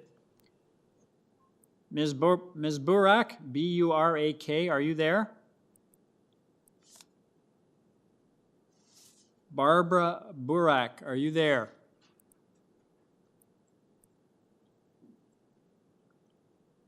Ms. Burak, are you there? Mr. Chu will come back. Oh, Ms. Burak, are you there? Can you hear me? Yes, I am here. Yes, can I get your full name and address, please? Yes, it's Barbara Burak. I'm at 17 Evergreen Gardens. So I am the applicant. Okay, thank you, my madam. architect. Yes, the architect. Thank you, madam. Yep, go ahead. Yes, thank you, madam. I note that they're going through your file. There are no staff comments or conditions that have been placed, recommended by the city. I note that you have 2 variances before us. It's pretty clear what you're asking for in the 2 variances. I'll just ask, is there anything you'd like to tell the committee that isn't contained in the material we have before us this afternoon? Not particularly. I think they are minor applications for variances. We did engage the neighbors. We did engage our residents association. We've gotten support letters. We would never want to do anything that would be uncharacteristic of the neighborhood. And we feel that these 2 variances are minor and meet with the city planning issues. Okay, thank you, madam. Does the committee have any questions of the speaker? There being none, could I get a motion on this application, please? Ms. Adderati? Yes, through you, Mr. Chair. I agree. This is a very straightforward application and it's very minor. Therefore, through you, Mr. Chair, I would like to put forward a motion to approve this application with no condition. Okay, thank you, Ms. Adderati. Someone to second that? Mr. Kidd seconds. All those in favor? The motion carries unanimously. Madam, your application's been unanimously approved without condition. Thank you. Thank you very much for your time and trouble. Thank you. Thanks for waiting. Item number 10, 53 Addison Crescent. The agent is a Christine Deng. Are you there, Ms. Deng? D-E-N-G? Yes, I'm here. Yes, hello. Can I get your full name and address, please? Christine Deng, 1100 Golden Baker Road. Okay, thank you, madam. I just note that the only report on file is a recommended condition from Urban Forestry. I just wanted to ask, madam, it's pretty clear what you're asking for in the variances we have before us. We have no other speakers registered. Just wanted to ask, is there anything that you'd like to tell the committee that isn't contained in the material we have before us this afternoon? No, I think our proposal are minor in nature and pretty straightforward. Okay, thank you. Does the committee have any questions of the speaker? There being none, could I get a motion on this application, please? Mr. Khan? Thank you, Mr. Chair. I find it, first of all, there is no staff recommendations for this applicant and generally complies with the zoning bylaws, and I move it for approval with the forestry conditions. Okay, thank you. Someone to second Mr. Khan's motion? Ms. Adderati seconds. All those in favor? That motion carries unanimously. Madam, your application has been unanimously approved, subject to urban forestry conditions. Thank you so much. Thank you. Now on item number 11, which is 409 Sutherland Drive. I have 4 people registered to speak, and the agent is an Ekaterina Tropynina, and I probably pronounced that wrong. Tropyna. Are you there? Good afternoon. Can you hear me? Yes, I can hear you. Can I get your full Good name and afternoon. address, please? My name is Ekaterina Tropynina, and the address 9131 Kill Street, Okay. Unit 84. Okay, thank you, madam. I note that there's three reports on file on your application, one from Urban Forestry, one from City Planning, and one letter from Councillor Robinson. Have you had the opportunity to read those reports? You understand that the report from City Planning dated the 3rd of May is recommending that your application be refused. Yes, I've read them, and I would like to speak about this project. Okay, well, so if you'd like to start then, if you could give us a presentation on what you see as the merits of your proposal, and I'd focus also on planning's comments as well. Okay, thank you. So this project is a proposed 2-story addition with integrated garage in the front. The property is zone RDF12, which is frontage 12, area 370 square meters minimum, and living space index is 0.6. This lot is 30% smaller than the minimum allowable by zoning. So the lot has, instead of 370 square meters area, it's only 260 square meters. The minimum frontage is 12 meters, and this lot only has 8.6 meters. So everything is about 30% less than minimum by zoning. And if I'm going through the variances matrix, which was, I believe, Leaside Resident Association letter, number one, because we are doing just an addition to existing, so that part of the dwelling remains. Number two, rear yard platform, I propose it to be eliminated. We're gonna eliminate and either move the platform to appropriate distance, or we're gonna eliminate it. I will discuss with the owner. So maximum lot coverage is 43%. It is higher by, 7-8%. But if we consider that the lot area is actually 30% less of a minimum, that's the only thing to put there something livable. I mean, for a good sized family, we would have to increase the lot coverage just because the lot is very small. Maximum building height is because of the integrated garage. We had some issue, and I actually went over the precedence variances, and I realized that in Leaside there was several ones approved of 8.8. I have names of the properties if you will be interested. Maximum height of side exterior main walls are shown as 8.8. Well, it's true and not, because this part of the wall is only 12 inches. It's on the front facade and on the rear facade. The rest of the exterior walls are at 7 meters. So it means the entire side wall, only 4%, is at 8.8, which is just the front facade, making it look more modern, with the flat roof. But in fact, the roof is not flat, it's sloped in the majority. So between the front wall and the rear wall, in all the middle has 7 meter high side walls and a sloped roof. FSI, again, is coming from the same lot area. So FSI is 0.6, and the lot area, again, is 30% less. So 60 plus 30 would be 90. So we are still in the same range of the lot area. Minimum rear yard setback we could try to reduce it so it is like 3 feet. It's hard for the layout in the house, but we could try to remove it to comply with that. Architectural feature in front, which is 1.8 meters showing on the zoning notice. However, it's 1.5 and it's not covered on the side. It's a little planks, more like a privacy screen, you could tell. So it's completely transparent to the sunlight. So it's not blocking entirely this part. Again, if this is something unacceptable, we could comply and reduce it to 0.6 meters as Madam, in the zoning. Madam, Yes. are you proposing to make changes to your application? Yes. Okay, so you have to read those into the record. Okay, so finish your Okay, presentation sorry, yeah. and finish your presentation, but we have to read those changes into the record.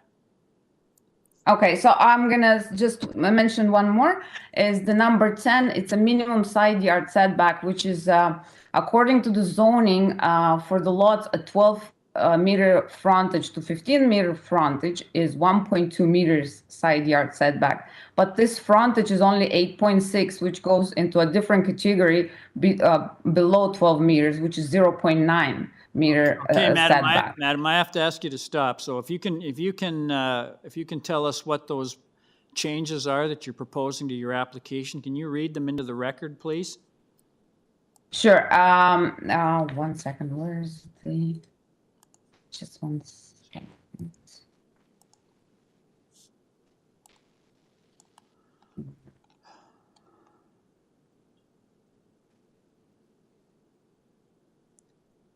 Okay, so number 2, variance number 2. Okay. Variance number 2, what do you? Rear yard, I am proposing to eliminate it.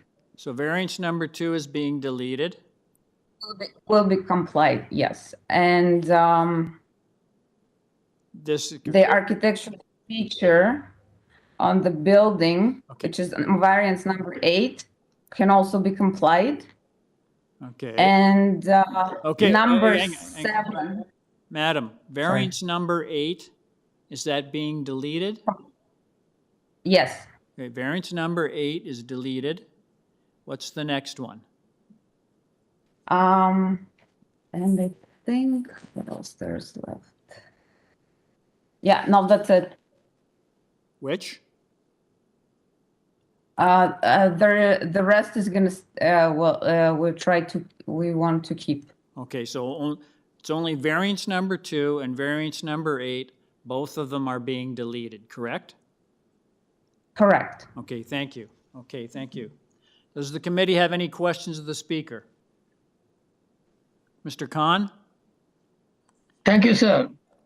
Madam, I would draw your attention towards variance number 3, lot coverage.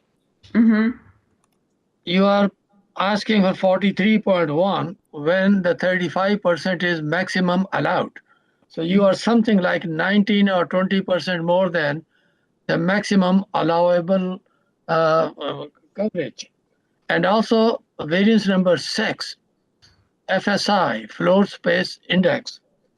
You are presenting 0.81% of the lot area.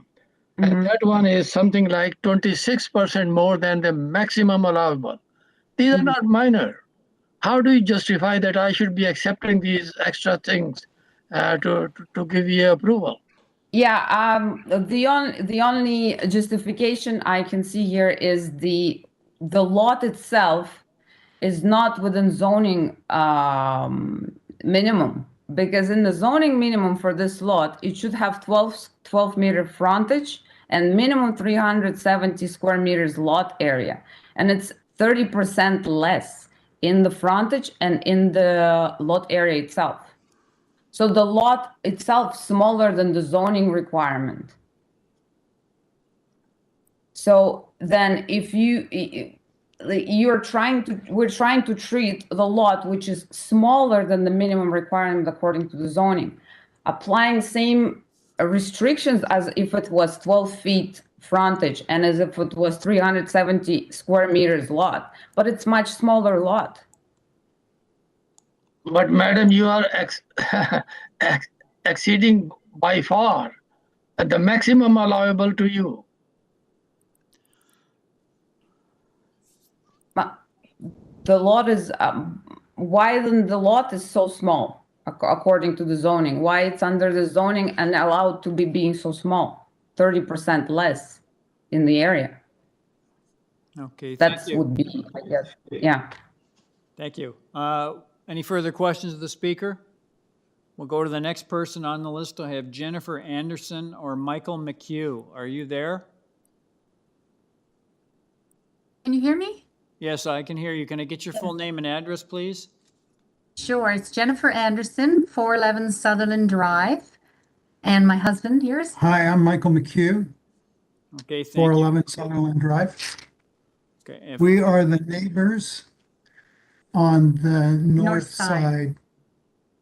okay, if you'd like to give us your thoughts on this application? Yeah, absolutely.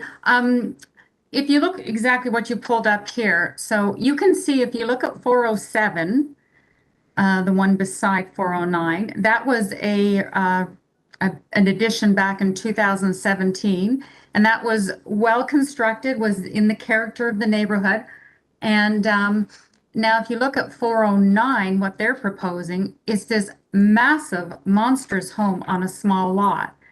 We don't object to somebody developing on the lot or building. It's just with the actual size of it, where it's going to obviously impede on our side in terms of sunlight, privacy, and it just is too large for the particular lot. And this is what we're objecting to, the maximum lot coverage. And I agree, thank you, Mr. Khan, on the zoning bylaw that's permitted of 35, and they're asking for 43.1, which absolutely is extremely high, as well as the maximum height of the side exterior main walls. I mean, that's just going to, just totally affect our sunlight, our privacy. And I also think with other neighbors as well, too, it would just be extremely excessively a large sidewall for the particular neighborhood. The maximum FSI, I definitely have to agree with you. It's well over what's permitted.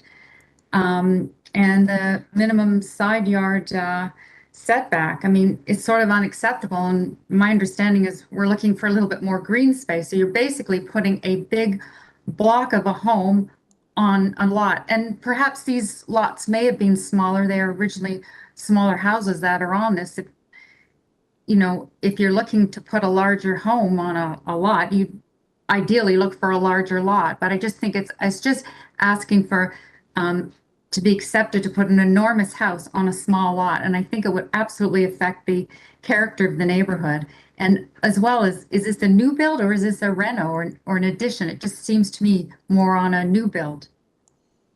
One other thing I'd like to point out from the floor plans, as you can see, the house is basically twice the size of ours, plus a few extra feet. They're also going 4 feet wider than the existing house to the side, so that's going to encroach. That's going to be even closer to our lot line. And as you know, there's an enormous wall going up, so our backyard is going to be significantly blocked out as far as the sunlight goes.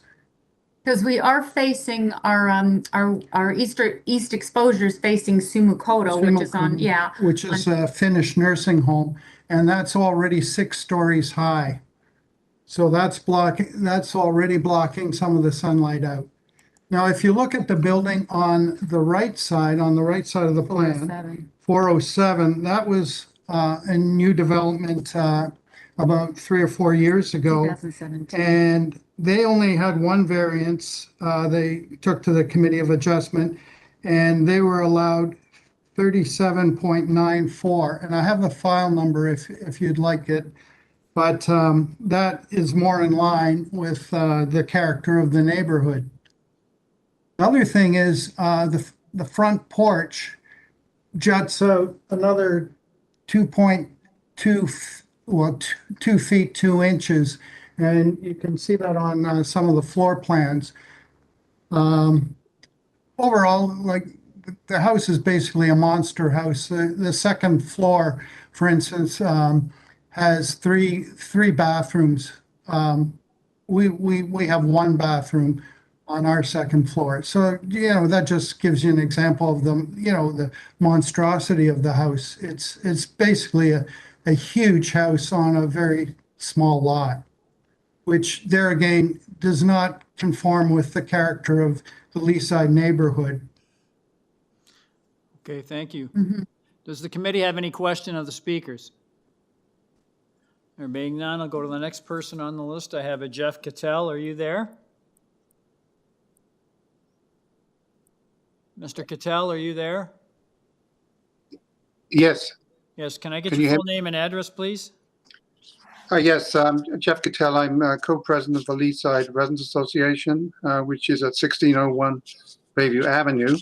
Thank you for the opportunity to comment on this outrageous application. We are in strong opposition to this application for the following reasons. The large number of variances, 11 with one duplicate, and their significance, the size, the density, the magnitude, which if approved will be precedent setting. The incorrect description of the application as an addition. It is a total rebuild of a two-story pitched roof, typical Leaside dwelling, to become a flat roof, glass and stucco, ultra-modern design, having 2 stories jumped up over an integral garage. And of course, thirdly, the failure to adhere to the Leaside character guidelines. The proposal fails to satisfy the 4 tests for minor variance as required by the Committee of Adjustment. The variance requested has to be minor. It's not. It's too large for the lot. Secondly, the variance has to be desirable for the appropriate development of the lot. It fails. The footprint and the massing of this proposal is too big. Variances are proposed for the building and side wall heights, the floor space index, and coverage. Huge variances. And thirdly, the general intent and purpose of the city's zoning bylaws have to be maintained. And as the applicant mentioned, we have prepared a variance matrix showing what the bylaw permits and what the applicant is proposing and our comments. And I've just mentioned I'm sorry, the phone's going off here. Okay, someone just picked it up. Thank you. So yeah, the from 35 to 43%. That's I've never seen that large an increase.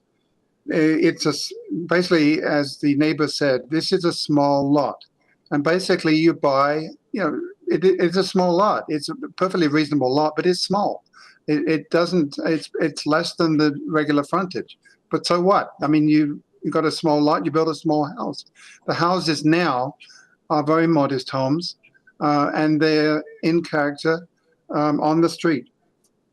This proposal would change that for the first time on the street. The official plan says that no change shall be made through rezoning or minor variance that is not in keeping with the physical character of the neighborhood. This is an application for a rebuild, not a renovation. Proposal is for a 2-story glass and stucco flat roof, cube-shaped box over the top of an integral garage. From the street, it appears to be 3 stories, and it fails to follow the rules of good design. In closing, this is an outrageous and inappropriate application that fails to respect the streetscape context, or I would add, the neighbors who are going to be impacted. It's not in keeping with the intent of the existing bylaws or the official plan and does not meet the test for approval.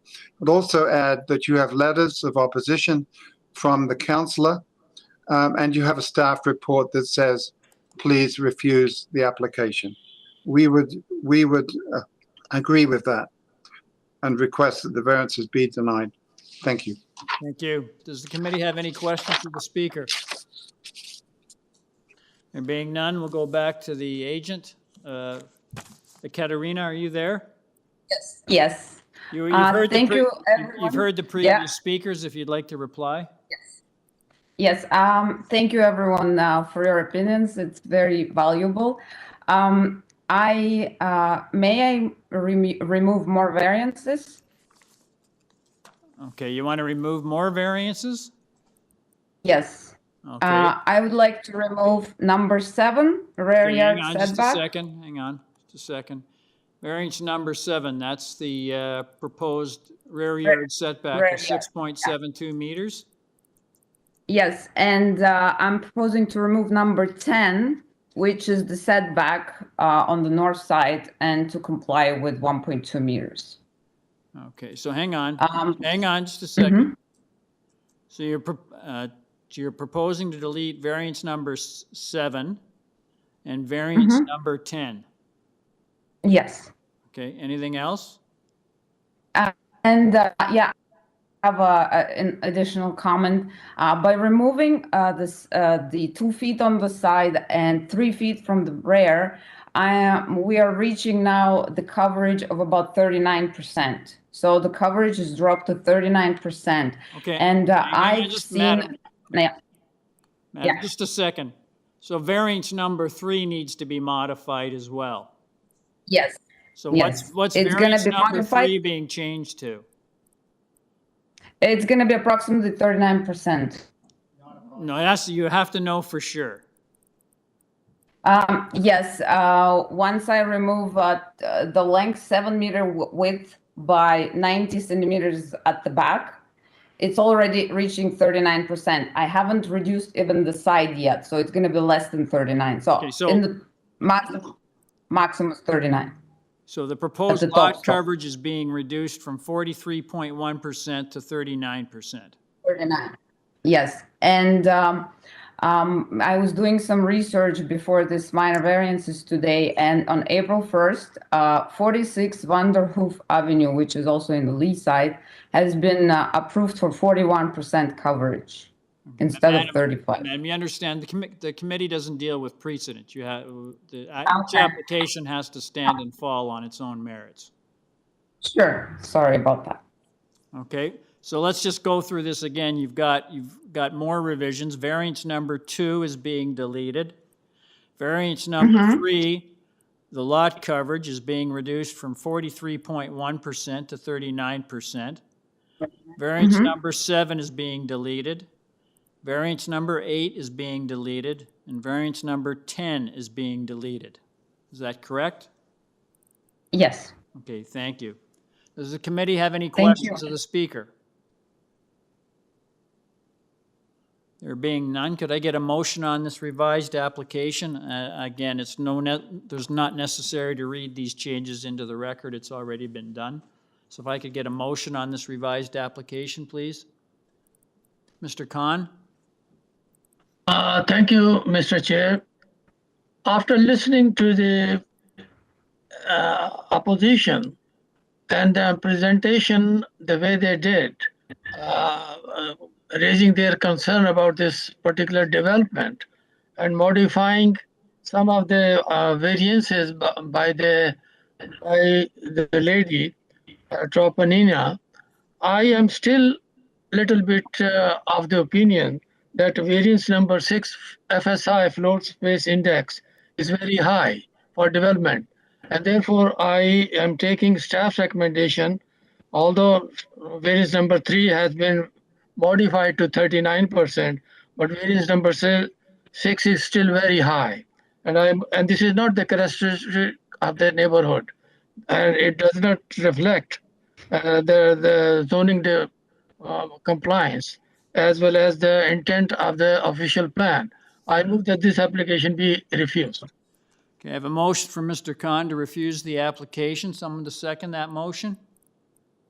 Mr. Kidd seconds. All those in favor? That motion carries unanimously. Madam, your application's been unanimously refused. Thank you very much. We're now on item number 12, 60 Gwendolyn Avenue. I have one person registered to speak. Let's just find here. I have Mahir Manios. Are you there? Yeah, good afternoon, Mr. Chair. Yes, hello, sir. Can I get your full name and address, please?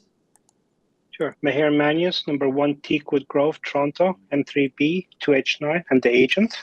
Okay, thank you, sir. Just going through your file, I note there are no staff comments or conditions filed by the city. Pretty clear what you're asking for in the two variances you have before us. Is there anything you'd like to tell the committee that isn't contained in the material we have before us this afternoon? Just to bring to your attention, Mr. Chair, the supporting material that we provided 3 pages of previous approvals in the 3 or 4 streets neighboring the property, and we're well within the allowable, the approved coverages in the area, actually a little bit on the low end at 31.9%, and the height is only under the North York bylaw. We do comply. We're actually lower than the required height under the new Toronto 569 bylaw. I'm happy to answer any questions. Okay, thank you. Does the committee have any questions of the speaker? There being none, could I get a motion on this application, please? Mr. Hunt? Thank you, Mr. Chair. I believe that the application meets the 4 tests, and I would therefore move approval of that application. Thank you, Mr. Hunt. Someone to second that? Mr. Khan seconds. All those in favor? That motion carries unanimously. Mr. Manios, your application's been unanimously approved without condition. Thank you, sir. Thank you, Mr. Chair.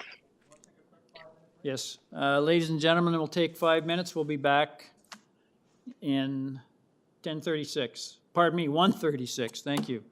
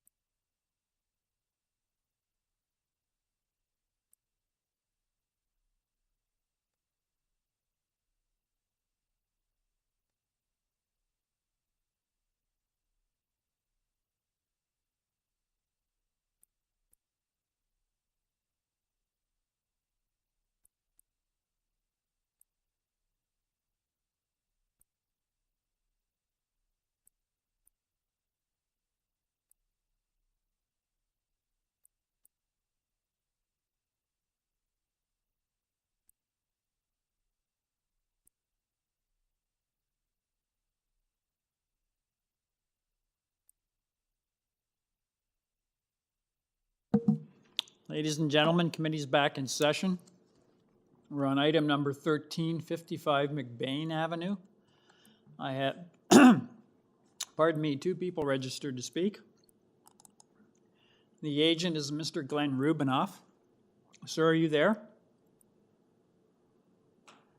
It's Glenn Rubinoff here. Yes, thank you, sir. Can I get your full name and address, please? Yes, it's Glenn Rubinoff, 18 Gloucester Lane, Toronto, Ontario. Yes, thank you, sir. Before we start, I note that there are no staff comments or conditions from the city. We have one other person registered to speak, so if you'd like to make your a brief presentation to the committee on what you see as the merits of your proposal. Sure, thank you very much. Yes, this is an application for a rear 2-story addition and a partial 3rd-story addition. As you can see from the map there, we've done our research.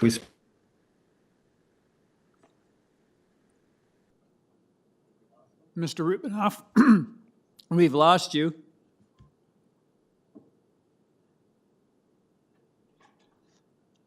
Mr. Rubinoff. Mr. Chair, item number 13. Well, no, we're on item number 13. Thank you, sir. Item 55 Mcbain Avenue. Mr. Rubinoff, are you there?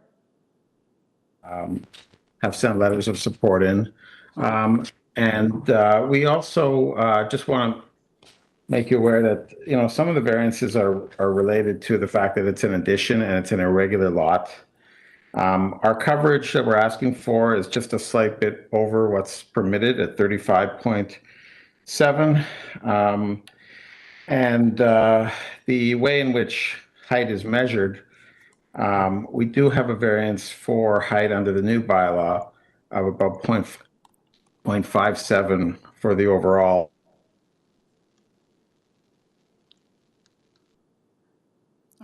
Mr. Rubinoff, we've lost you.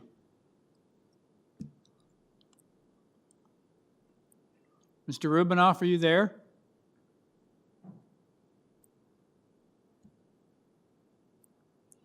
Mr. Rubinoff, are you there? Glenn, it says that your mic is unmuted, but we can't hear you. This Mr. determination. Rubinoff? Yeah. Mr. Rubinoff, we can't. We're losing you. You're cutting out. Oh, I'm sorry. Okay. I believe the variances before you have been reviewed by staff, and I feel that they are minor, considering it's an addition on the lot. I believe that it reinforces the redevelopment in the neighborhood, and it's at the kind of the end of a block. I feel that irregular lot and the combination of variances, I believe that the impact is minimal onto the neighborhood. Okay, thank you very much. Thank you. Does the committee have any questions of the speaker? There being none, I'll go back to, I have one person registered to speak. I have a Linda Lokk, L-O-K-K. Are you there? Linda, you're unmuted. Linda Lokk, L-O-K-K. Are you there? Linda Lokk, are you there? L-O-K-K. Linda, you're unmuted. Try to speak. Ms. Lokk, are you there?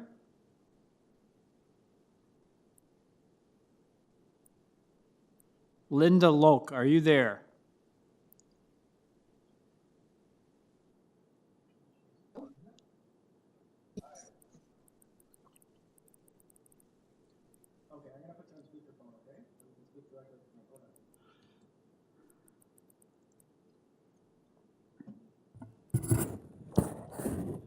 Ms. Lokk, are you there? Can you hear us? I'm here. I'm here now. Okay, can I get your full name and address, please? My name is Linda Lokk at 54 Woburn Avenue. Okay, if you'd like to give us your thoughts on this application. Just a moment. Can you log out of WebEx and just use your telephone, please? Okay, We're getting an echo here. Just use your phone. so am I. The information that was mailed out to the neighbors was vague and inconsistent with documents on file. The purpose of the application called for a loft space only over the existing house. The site plan called for a second floor addition to the rear of the house, but no mention was made of a third floor at the rear of the house. One would be forgiven for concluding that there was no third floor addition to the rear. However, floor plan shows something different. The terms loft and attic used consistently on the drawings are not defined in the zoning bylaw, but dictionary definitions for both are a space directly below the rafters. The drawings show 4 rooms and a bathroom, all with ceilings at this level. This level is not an attic or a loft. It is definitely a third story, both over the existing house and the proposed addition. 3-story houses have been rejected by the committee at 77 Walder, which is the street immediately to the west, in August of 21, and at 51 Rowley, which is the street immediately to the east, in 2016. This is a neighborhood of 2-story dwellings. We expect the committee to reject the 3rd story both over the existing house and over the addition in line with previous decisions. The excess massing at the rear of the property caused by the proposed almost 4-meter increase in roof height and increased sidewall height should also be rejected to maintain the 2-story form consistent with the neighborhood, and so that a 3rd floor is not added surreptitiously later. The back of this house is visible from all the windows at the rear of my house and similarly from other houses on the street. The sun study does not show the effect of the shadows onto the neighboring street properties, but there is an effect of shadowing more than onto the people at 53 Mcbain. That concludes my comments. Okay, thank you. Does the committee have any questions of the speaker?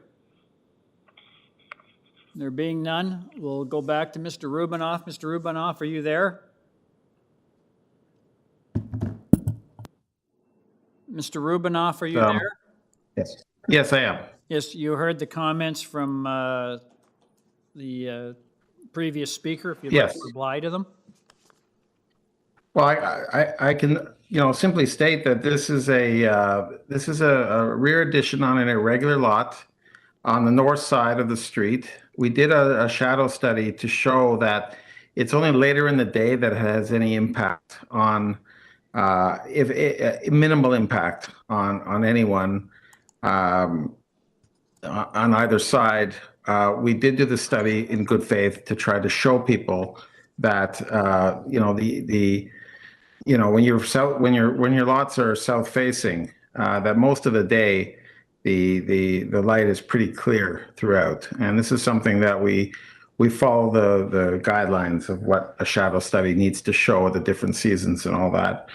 I feel that that it's the spacing between the homes, the fact that we back onto effectively a parkland. The impacts are minimal to be felt by neighbors, and we did speak with the neighbors. We did make efforts, and city planning showed no concerns with regards to this application, nor any other department. Okay, thank you, sir. Does the committee have any questions of the speaker? There being none, could I get a motion on this application, please? Mr. Khan? Thank you, Mr. Chair. Although there is no staff recommendation for this particular application, but I find that building height, variance number 1 and variance number 8 are exceedingly high. And also I find this height more than the allowable is leading to the 3rd story, which is not there, which is increasing the density and that is not the characteristics of the neighborhood and nor the intent of the official plan. Variance number 2, wall height 9.76, far exceeds the allowable. Number 4 is the same. All in all, I find that various variances are a little bit more than the allowable, and I move that this application be refused. Thank you, Mr. Khan. I have a motion from Mr. Khan to refuse the application. Someone to second that? That motion does not carry. Mr. Hunt seconds. All those in favor? Opposed? Mr. Kidd dissenting. Mr. Khan's motion carries. Sir, your application has been refused. Okay, thank you. Thank you. We're on item number 14, 267 Bogart Avenue. I have one person registered to speak. That's Mr. Rubinoff. Are you there? Yes, I am. Yes, okay, Mr. Rubinoff. I have, just going through your file, I note that there are 2 reports on file from staff, recommended condition from urban forestry. There's also a report from, there's a letter from Councillor Filion dated the 14th of May, which supports city planning's report recommendations. And there's a report from city planning dated the 3rd of May, which recommends a number of variances to your application. I just wanted to know, sir, if you'd like to make those variances, those revisions as recommended in the city planning report. Yes, we do. Yes, we do. And we did provide those updated drawings, and I will go through the variances with you now. Yes, if you could, please, if you could read them into the record, please. Yes. So variance number 1, the east side yard setback increased to 1.53. Okay, that's from 1.37 meters. Yes, that's right. Variance number 4, coverage reduced to 31.87%. Okay. Variance number 5, side yard landscaping increased to 53.14%. Okay, thank you. Variance number 8, platform encroachment reduced to 1.65 meters. Okay, thank you. Into the rear yard setback and 0.15 from the east lot line. And variance number 9, side yard landscaping increased to 74.22%. Okay. So we have let me just read them out again just to make sure I got them all. Variance number 1, the proposed east side yard setback is being increased from 1.37 meters to 1.53 meters. Variance number 4, the proposed lot coverage is being reduced from 31.95% to 31.87%. Variance number 5, the proposed side yard landscaped area is being increased from 53.02% to 53.14%. Variance number 8 for the proposed porch encroachment into the required side yard setback is being reduced from 1.8 meters to 1.65 meters. And variance number 5 for the proposed side yard soft landscaping is being increased from 73.99% to 74.22%. Has that captured them all, sir? Yes, that list was provided to the committee, and that's exactly what we did following that. And then there's also, they had recommendations if the application's approved that there's build according to the approved plans and paving the driveway with permeable pavers. You're aware of that too? Yes. Okay, thank you. It's pretty clear what you're asking for, sir. You've certainly done what staff has required. I have no other persons registered to speak. Is there anything you'd like to tell the committee that isn't contained in the material we have before us this afternoon? No additional information. This was very much a conversation with planning to make sure that all their concerns were met, and that was our intention, and I believe that we've met their concerns. Okay, thank you. Does the committee have any questions of the speaker? There being none, could I get a motion on this revised application? I won't read, we've already read the revisions into the record, Mr. Hunt. Thank you, Mr. Chair. Based on the collaborative discussions between the agent and the planning department and the revisions read into the record, I would move that this application be approved.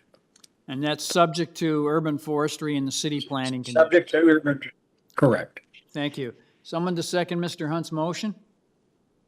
Mr. Chair, I would like to second, but also I would like to add the proposal be developed. There is a statement from the staff that the proposal be developed substantially in accordance with the front north and right west elevation drawing submitted to the Committee of Adjustment on April 26, 2022, attachment 1 and 2 to this report, and forestry conditions. Yes, and there's also a condition that the proposed driveway be constructed of permeable pavers. Absolutely, Yeah, absolutely, sir. That's all part of, thank you, Mr. Khan. That's all part of Mr. Hunt's motion. Mr. Khan seconds. All those in favor? That motion carries. Mr. Rubinoff, your revised application has been approved, subject to city planning and urban forestry conditions. Thank you. Thank you, Mr. Rubinoff. We're now on item number 15. Bruno Lopez is the agent for 138 Anthony Road. Are you there, sir? Bruno, you're From unmuted. engineering, and I'm the agent for this application. Yes, sir. Can I get your full name and your address, please? My name is Bruno Lopez, 1649 St. Clair Avenue West, MXL Engineering. Okay, thank you. Sir, I know going through your application, I note the only condition we have on file, the only staff report we have on file is a recommended condition from urban forestry. The application you have before us is pretty straightforward with respect to what you're asking. I'll just ask, is there anything you'd like to tell the committee that isn't contained in the material we have before us this afternoon? Yes, indeed, Mr. Chair. This is a very straightforward application. Very unfortunately, during the course of our application, the city decided to plant some trees in the vicinity or let's say in the perimeter of the property. Was very unfortunate. We are very aware. We already discussed with city forestry that we're going to have an application to relocate one of the trees that unfortunately it's in front of our proposed driveway. Okay, thank you. Does the committee have any questions of the speaker? There being none, could I get a motion on this application, please? Mr. Kidd? Thank you, Mr. Chair. I think the application is minor in nature, and I'd like to put forward a motion to accept the application subject to forestry conditions. Thank you, Mr. Kidd. Someone to second. Mr. Hunt seconds. All those in favor? That motion carries unanimously. Mr. Lopez, your application has been unanimously approved, subject to urban forestry conditions. Thank you. Thank you, sir. Item number 15, 138 Anthony Road. I'm sorry, we just did that one. Item number 16's been, we've dealt with. Item number 17, 5826 and 5830 Bathurst Street. I have one person registered to speak. That is Jane McFarlane. Are you there, madam? Good afternoon, members of the committee. This is Jane McFarlane. Can I get your address, please, madam? My work address is 268 Berkeley Street, Toronto. Thank you, madam. I note that there's 3 reports on file with your application. There's Urban Forestry, Transportation Services, which has no objections to the parking variance, and City Planning, again, which had no objections subject to condition. I just wanted to know, madam, if you had the opportunity to read those reports. Yes, I certainly have, and we are in acceptance of the proposed planning condition. Thank you. Forward. Madam, it's pretty, let me just go find this here. Pretty clear what you're asking for. You just have 2 variances before us. I'm just going to ask, is there anything you'd like to tell the committee that isn't contained in the material we have before us this afternoon? Yes, just very quickly, I wanted to point out to the committee that we've been working with both the zoning and planning departments since March of 2020 to ensure that we had the use qualified correctly under the confines of the zoning and planning acceptance on this application. The second thing I wanted to point out that we do have a letter from the councillor's office dated May 6th, highlighting his office's letter of support on this application. Okay, thank you, Madam. Does the committee have any questions of the speaker? There being none, could I get a motion on this application, please? Mr. Kidd? Thank you, Mr. Chair. I feel this is an appropriate application for the property, and I'd like to put forward a motion to accept it, subject to the planning staff condition set out in their report dated May the 3rd, 2022. And is there forestry condition for this property? Yes. I didn't see it. Yes, there is, Mr. Kidd. Yeah. Okay, subject to forestry condition. Okay, thank you. Does There is no forestry conditions. Mr. No Kidd- forestry conditions. Just a second, Mr. Khan. Mr. Kidd, could you just read in that that city planning condition, just to read it into the record? City planning condition that the proposal be developed substantially in accordance with the ground floor drawing submitted to the Committee of Adjustment and attached as attachment number 1 to the planning staff report dated May 3rd, 2022. Thank you, Mr. Kidd. Thank you. All those in favor? Mr. Hunt seconds. All those in favor?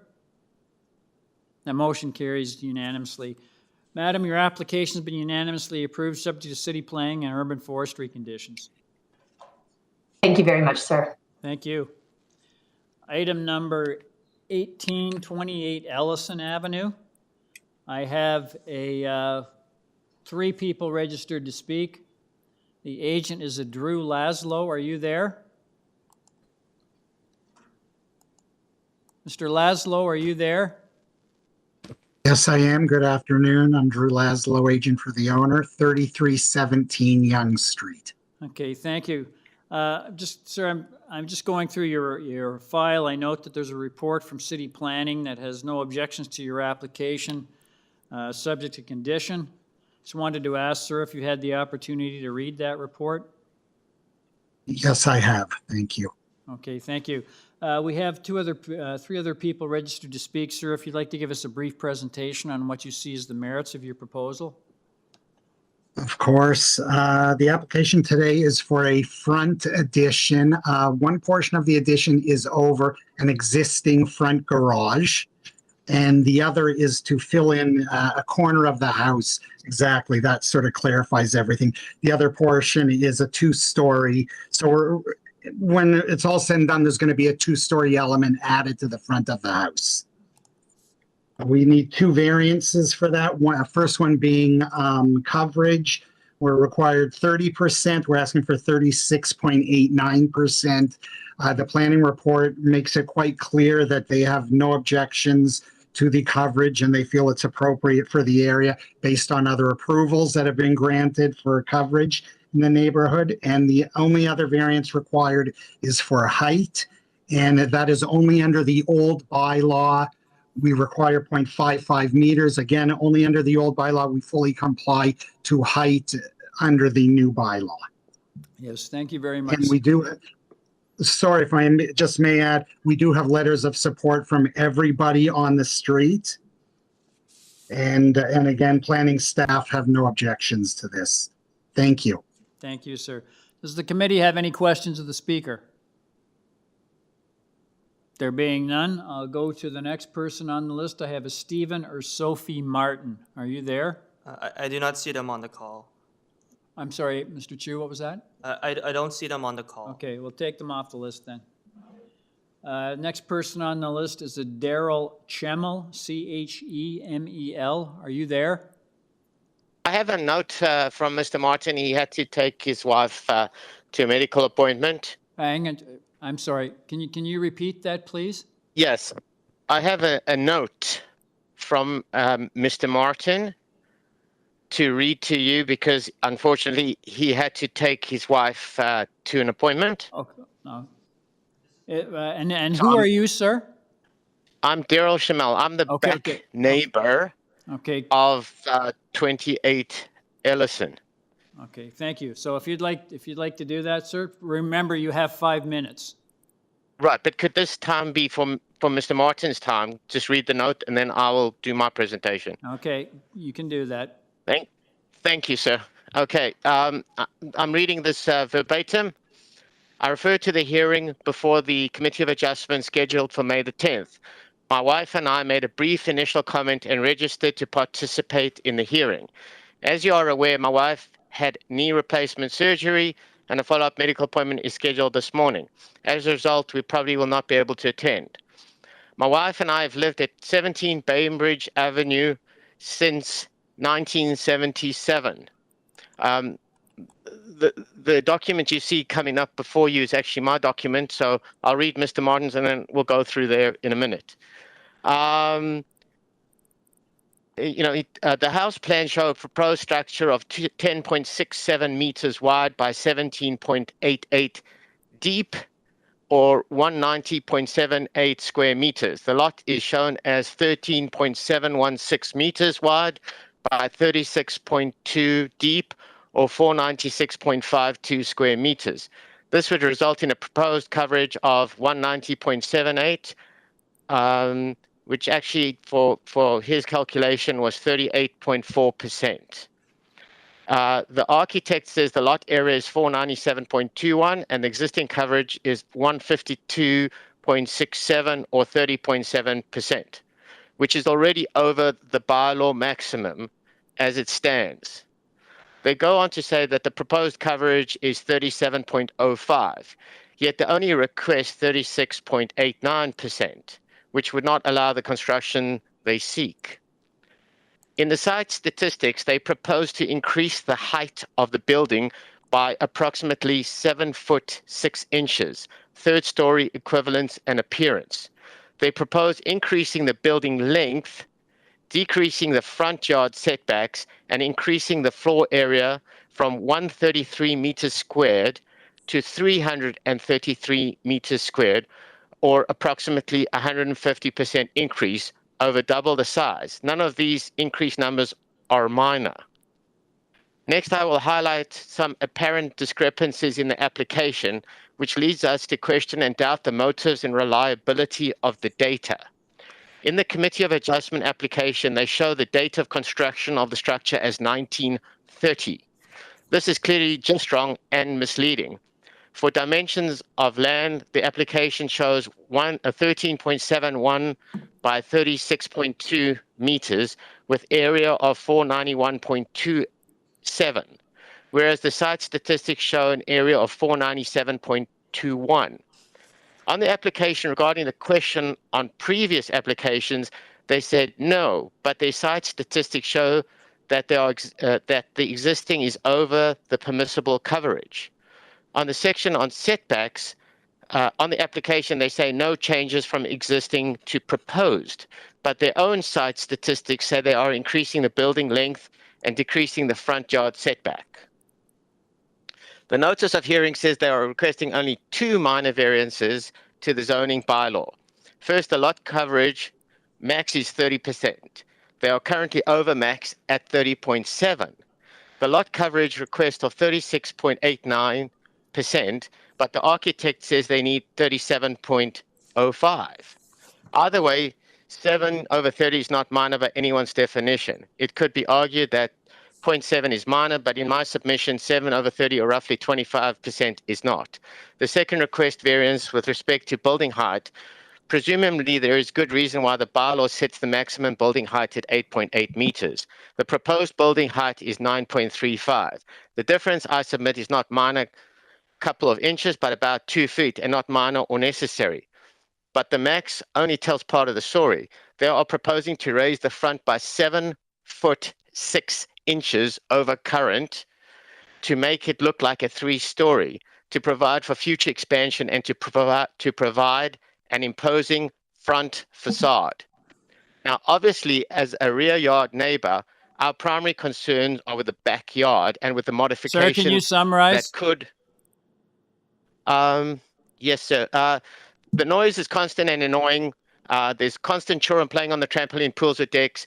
The height of the building blocks the noise from the street, but sends the noise north. In addition, the increased height of the building will undoubtedly decrease light into our backyard and make gardening very much more difficult. Yours truly, Stephen and Sophie Martin. Okay, thank you, sir. If you're going to make your presentation now, sir, please don't repeat material you've already read. Okay. Tell us something new. Yeah.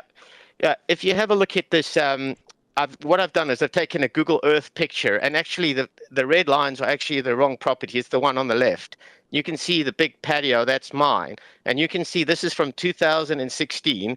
All the foliage is there. You can see big trees. Now, if you go up a bit to 2018, please. No, page up. One page up, sir. One down. There you go. Okay, you can see that the whole area, this was in 2018, was clear cut. Now, if you'd be kind enough to just go down one more. This is what this property looks like now.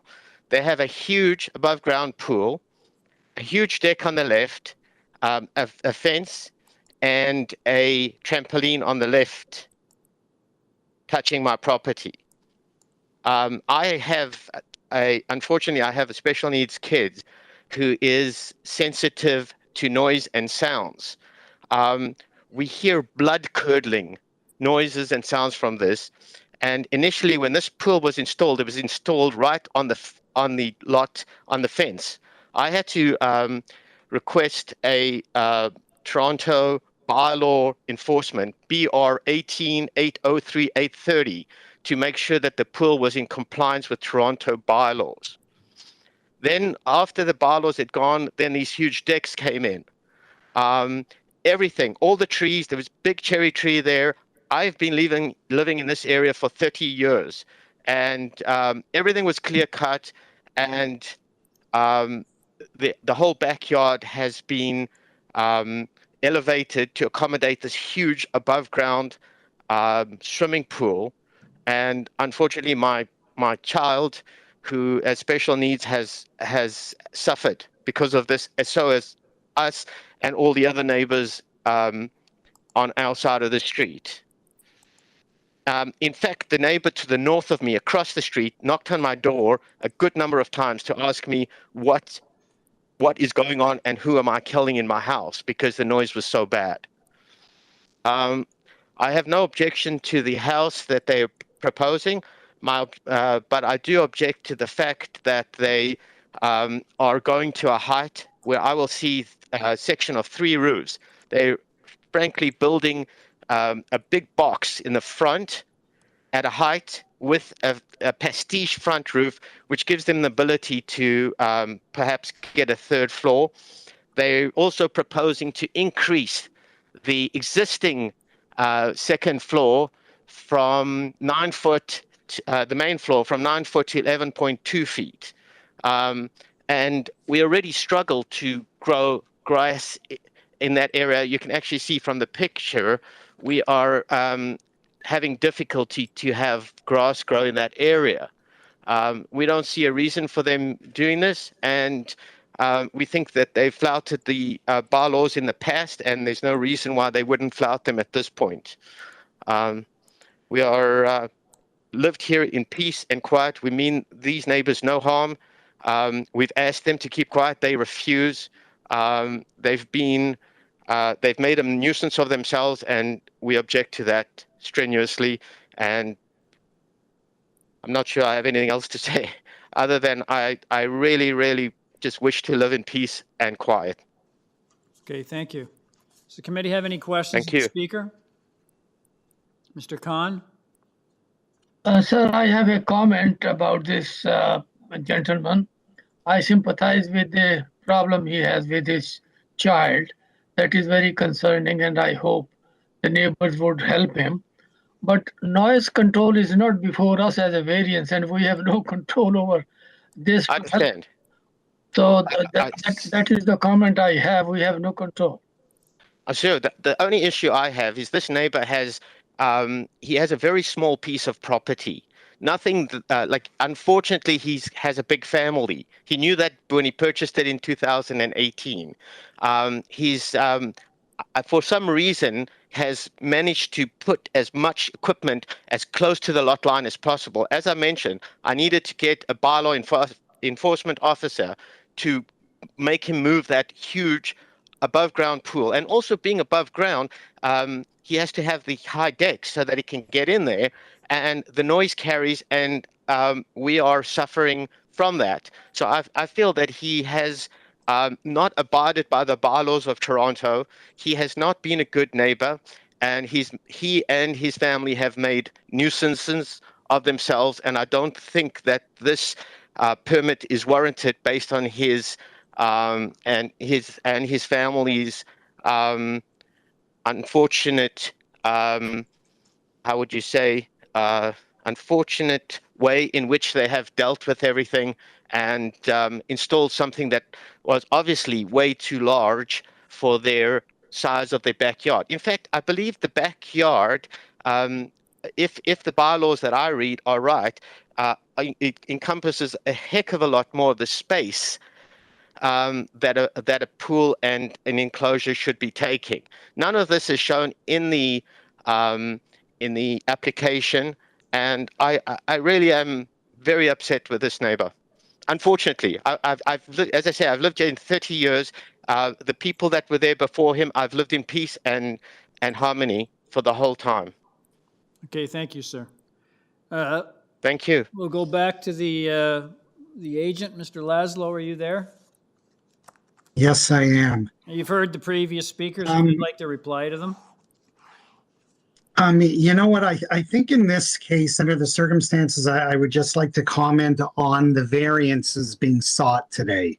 Because otherwise, you know, I could comment on again, well, as Mr. Khan said, these issues are kind of unrelated to what's going on today. So there was a comment at the beginning about the coverage that we're asking for is incorrect, and the lot area we have documented is incorrect. I mean, we are asking for 36.89%, and that is that. That is what we're seeking today as far as coverage is concerned. Again, planning staff said it's appropriate for the neighborhood, but I think even besides that, I think as far as I'm concerned, what we're asking for the coverage is appropriate just because of the minimal impact on the adjacent neighbors. Those are the ones who would be impacted most directly. The people on the street and in the houses directly behind that have issues. There is no impact like from this proposal today that's going to affect them in any way. What's being proposed today is really taking place on the front half or even closer to the front third of the house. We are not touching the rear of the property, period. And again, just going back to the height, we do conform under wall height over overall height. We conform under the new bylaw for all those things. It's just under the old bylaw that we need the variance for. And hopefully that will be thrown out. Apparently that's going to be the case. So again, we conform under the new bylaw, the present day bylaw. Thank you. Thank you, sir. Does the committee have any questions of the speaker? There being none, could I get a motion on this application, please? And if I asked you as part of your motion, if you could read out the recommended condition from city planning. Mr. Kidd? Thank you, Mr. Chair. I do sympathize with the neighbor at the rear. However, I feel that in looking at the requested variances, many of his concerns are misdirected. The work is being done at the front of the house, and we're not really, as Mr. Khan said, we're not really in a position to address the noise issues, which seem to be make up the majority of his concerns. I'm going to put forward a motion to accept the application. subject to the planning staff condition that the proposal be developed substantially in accordance with the site plan drawing submitted to the Committee of Adjustment and attached as attachment 1 to the planning staff report dated May the 3rd, 2022. Thank you, Mr. Kidd. Someone to second that motion? Mr. Khan seconds. All those in favor? Opposed? Mr. Hunt dissenting. That motion carries. Sir, your application's been approved subject to city planning condition. Thank you very much. Thank you. Item number 19, 8 Cadmus Road. I have 2 people registered to speak. The agent is Amaran Hadari. Are you there? Good afternoon, Mr. Chairman, member of the committee. My name is Mehran Haidari. Hello, sir. Can I get your full name and address? It's hard to hear you. Can you speak up? My name is Mehran Haidari. Okay, yes, thank you. Good afternoon, Mr. Chairman, a member of the committee. The address is 1090 Dunmills Road. Okay, thank you, sir. Unit 506. Okay, thank you, sir. I was going through your file. I note that there's 2 reports. Recommended condition from Urban Forestry. There's a city planning report dated the 3rd of May, which recommends a modification. I just wanted to ask, sir, if you've read those reports and if you're proposing to make the change as recommended by city planning. Yes, I did, and I want to change the variance number, the number 3. Okay, and what would you like, if you could read that change into the record, sir? Yes. Number 3, variance number 3 about the balcony area. It was the type of problem. So the area is 6.15 square meter, not 16. And the staff commented right, and it was wrong on the typing. So this. Okay, the sir. square footage is 6.15 square meter. Okay, number so, 3. So variance number 3, just to iterate, variance number 3 for the proposed platform area is being revised from 16.15 square meters to 6.15 square meters, which corrects an error in the original submission. Is that correct? Yes. Okay, thank you. If you'd like to, we have one other person registered to speak, so if you'd like to give us a brief presentation on what you see as the merits of your proposal. Yeah, so if you see the staff have supported with the changes, and I'm looking for balcony at the 2nd floor, and I'm gonna use the open area that is on the main floor as a balcony on the 2nd floor. And I talked with the neighbors, and I got lots of the letter of support from the neighbors. And the neighbors number 6, I talked with them before, actually before sending out the mail by the city. I already sent a list of the variants to them.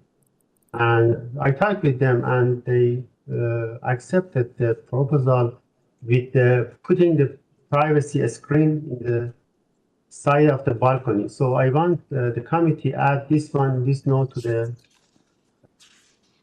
the decision that I'm willing to do the privacy screen on the side of the balcony on the west elevation. And this one, it shows on the supporting document that I sent to the committee, page 4 of the 22nd, 22 of the supporting document. If you look at the page 4, supporting document.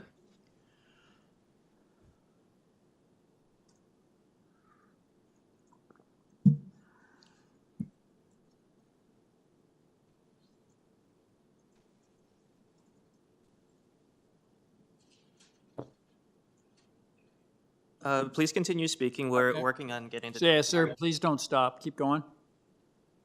Yeah, so I want to mention about the privacy screen that I sent the drawing to the committee. So as a condition for the approval. Okay, thank you, sir. So I'm more than happy to answer any question. Anything else to add, sir? No, everything is fine, yeah. Okay, thank you. Does the committee have any questions of the speaker? I'll go to the next person on the list. I have a Zoe Yang, Y-A-N-G. Are you there? Mr. Chair, I believe someone had a question. Pardon me? Somebody had a question. Oh, I'm sorry. Mr. Hunt? Yes, thank you, Mr. Chair. I'm just a bit confused. The agent indicated that he was reducing the second story balcony to 6.15 square meters. That's correct. Yes. And in the package we received, I've got an email dated May 2nd from PMP permit to Emily Greco. And it indicates the proposed balcony at the second story is 5.53 square meters. So I'd like clarification as to what we're talking about, notwithstanding that it is being reduced. Yes, thank you. First of all, this is I'm the owner of this property. This time I'm presenting as the owner too. So this balcony that you are talking, in the calculation on my office, we made the square meter of the balcony almost 1 square meter less than the staff. But because the staff report is clearly mentioned about 6.15 meter, so we keep the 6.15 meter as a change. Yes. Okay, so we're reducing it to 6.15 and the 5.53 is irrelevant. Yes, I'm following the staff report. Thank you. Okay. You're welcome. Thank you, Mr. Hunt. Any further questions of the speaker? There being none, we'll go to our next speaker, Zoe Yang. Are you there?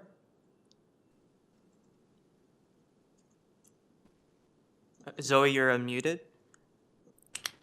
Zoe Yang, are you there? Hello? Yes, hello. Can I get your full name and address, please? Hi, yes, this is Zoe. My address is 6 Cadmus Road, and the house is under my mom's name, Huayan Zhao. Okay, if you'd like to give us your thoughts on this application. Yeah, I first want to point out that when Ron approached to my parents, he misled them over the content of these variances, and so did the neighbor at 10 Cadmus Road, Jason, who's not here today due to he doesn't speak English. So I would also like to speak on his behalf for a couple sentences. So when Ron approached us, it was under the impression that there is no first variance number 1 was not mentioned. And he only talked about adding a screen on the balcony, which misled Jason at 10 Cadmus Road to sign a letter of support initially. And I can see that Ron has submitted many letters of support, but it is under my impression, I question the validity of these letters of support. And the building is already way over its permitted FSI, which is currently at 0.49, and the permitted FSI is should be at 0.35. And I've submitted a couple photos. I'm not sure if it's included in this document, but from the street, you should be able. These are from my neighbor, and you can see the building's front is protruding out, both from the 6 Cadmus Road side and also the 10 Cadmus Road side. So it's blocking a lot of vision and sun from both our houses. And given the flat roof kind of design, it's also the second floor will be way above our buildings. And with the addition of the balcony, it will be overlooking our backyard, both of our backyards, and leaving no privacy. And with the proposed swimming pool and cabana construction, it leaves no greenscape either as barriers. And the Yeah, during the construction, the fence was also moved without consent. So now we're also questioning whether or not the property line has been moved. So yeah, that is most of the concerns that I want to address today. Thank you. Thank you. Does the committee have any questions of the speaker? There being none, we'll go back to the agent. Are you there, sir? Yes, Yes, Mr. sir. Chairman. You heard the comments from the previous speaker, if you'd like to reply to them. Yes, I didn't get who was the speaker because the number 6 Catmus, they are out of the country. So who is talking behalf of the owner? First of all, and also I already talked with the neighbor and explained to them, but they didn't get the proposal. And the objection that they have is not related to the variance that I'm requesting. The house, it's built and is with the permit and everything is there, front yard setback, side yard setback, building footprint, landscaping is everything is based on the permit and I'm not looking for anything. And the second floor balcony that we are talking on the east side, on the permit, I already submitted the drawing. In the permit, there was sunroom over there and I'm changing the sunroom to the balcony. That is enclosed. If you look at the picture that the neighbors sent this to the application to the committee, you can see there is no projection for the balcony that he's requesting. The balcony, yes, this picture. In this picture, you see on the left hand at the second floor, this is the enclosed area inside of the footprint. I'm not exceeding the footprint, and it's a balcony that is changed from the sunroom to the balcony, as there is no changes that I made on the house. And the other side of the house, there is the open space at the second floor that is result of the the first story at the extension. On the bylaw, we have 2 meter first story extension that I use that area as a balcony in the second floor. That is why I requested the neighbors to get a balcony over there, and I talked to frankly that I want to have the balcony and I'm gonna put the privacy screen over there. And there is no height variances are built based on the bylaw. If you look at the house, it's a 2-story sitting on the ground, is very if you see, there is the based on the bylaw and the height is exactly flat roof based on the bylaw. And if you compare the size of the house with the different house on the street, you see the house is much lower than them because it's the 7.2 meter from the established grade. And the bylaw allows the flat roof 7.2 meter that I follow. But if I want to design the house with the slope roof, I could go to the 10 meter, 3 meter over this. I respect the neighbors and I already talked with them, and unfortunately they didn't get what I'm looking to get from the committee, and I'm willing to have a discussion with them more, but they couldn't communicate with me and they couldn't, and also I already asked them to introduce the agent that's gonna attend to this hearing. But they didn't contacted me and they didn't give me the contact of the agent that you are talking right now. And all the neighbors that provide the letter of support are there, and I don't know why she questioning me that I provide this letter. Or so all of them, they know me. I'm doing the construction over there for myself. This is my own house. And I respect the people. The site is always clean. The fence is always there at the job site. And all the neighbors that passing by every day see me, we have a good communication with all of them. And I'm 100% sure they didn't get what I'm looking for.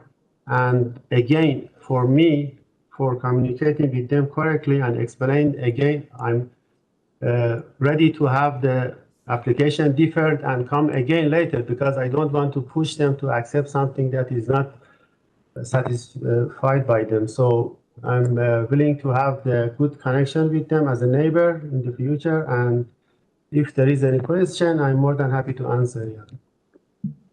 Okay, thank you, sir. Does the committee have any questions of the speaker? Oh, Mr. Kidd?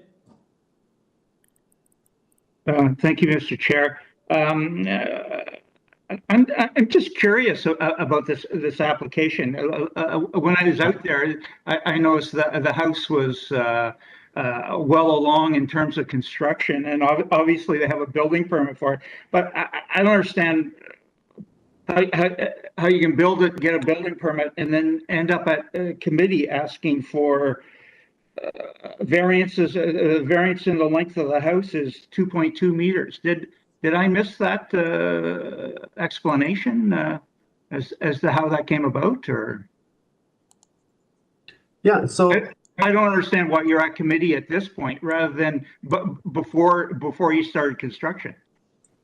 No, I have the permit. So I have the permit, and also because of the inspection that done by the inspector issued the order to comply.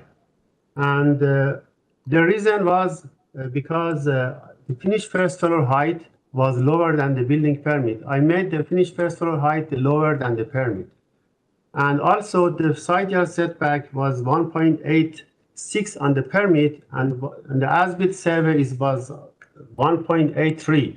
And again, it was the question by the inspector, and I explained to the inspector that all the setback, everything, the length, the footprint is based on the bylaw, and because of the order to comply, I applied for the revision permit. And if you look at the document that I submitted, there is the revision permit on the March 22. So everything is built is by the permit, allowed by the city, and is accepted, and there is no nothing. So what I'm just looking for is the second floor covered by the roof that is this is open space inside. Listen, I'm just asking you why you didn't come to committee before you started construction on this house. How did that come about? No, actually, there was the approval of the committee at 2017, and there was a permit at 2017 on this application. So and again, that committee, so it was on the file, and first of all, I got the permit without the committee of adjustment. Again, I'm telling you, the only thing that it was on the previous approval is the coverage. I'm just use the coverage, and everything here is based on the bylaw.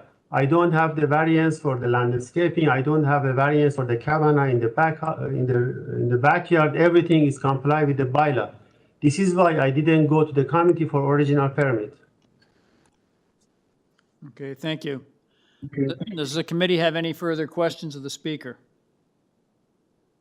Please note that if I could get a motion on this revised application, please note that variance number 3 for the proposed platform area has been reduced from 16.15 square meters to 6.15 square meters, which corrects an error in the original submission. So if I could get a motion on Mr. this. Chair, I believe someone had a question. I'm sorry. Oh, I'm sorry, Mr. Hunt? Thank you, Mr. Chair. I'm a bit confused now. Going back to 2017, you indicated that you had approval and received a building permit. And I'm still trying to understand why it is that you had a building permit in 2017, you began construction, which has been identified in the pictures. But now there's a number of variances that you're seeking in 2022. How many of those variances that are listed in today's agenda were approved in 2017? And how many of them are new variance requests? Okay, so first of all, I purchased this property at the 2021. So the permit that was on the application revoked by the city because of the expiration of the date of the issuance of the permit. But the decision of the committee always stay on the property, and anytime, and at 2021 that I got the permit, so the variance that was in 2017, it was the lot coverage 31.54%. Front yard setback was 6.83 meter, that is already on the permit, and the building length 17.2 meter, and the building depth 20.85 meter, and in the old bylaw building length 22.05 meter. So everything you see, I use the same, but the only thing that I'm looking for today is the balcony at the second floor, and the related the variance for the balcony at the second floor. If you look at my notice, so what I have, it's variance number 1 is because of the covered balcony at the second floor and open area. Variance number 2, balcony area, that is 4 square meter on the permit, and I'm looking for 10.62 square meter. And number 3 is changed to 6.15 meter. Again, it is a minor sunroom that I changed to the balcony. And number 4, number of the balcony at the second floor, that in the back. So actually, it's very minor things that I requested. So I'm not looking for any extra than the approved Committee of Adjustment at 2017, and everything is just related to the balcony.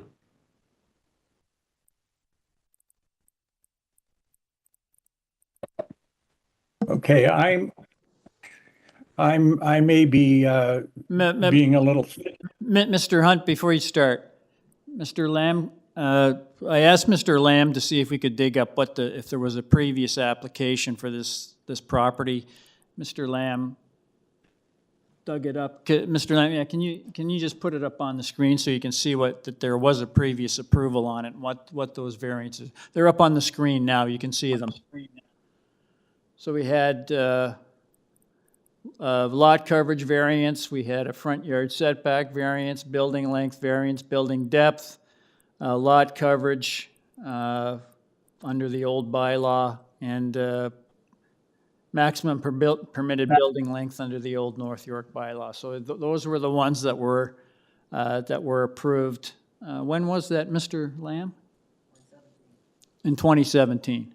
So I hope that helps, Mr. Hunt. It wasn't contained in the material we had that was sent to us, so this is that's why we didn't see it. Okay, I'll ask my question a little differently. What I see on the screen are 6 variances that were requested in 2017 and were conditionally approved.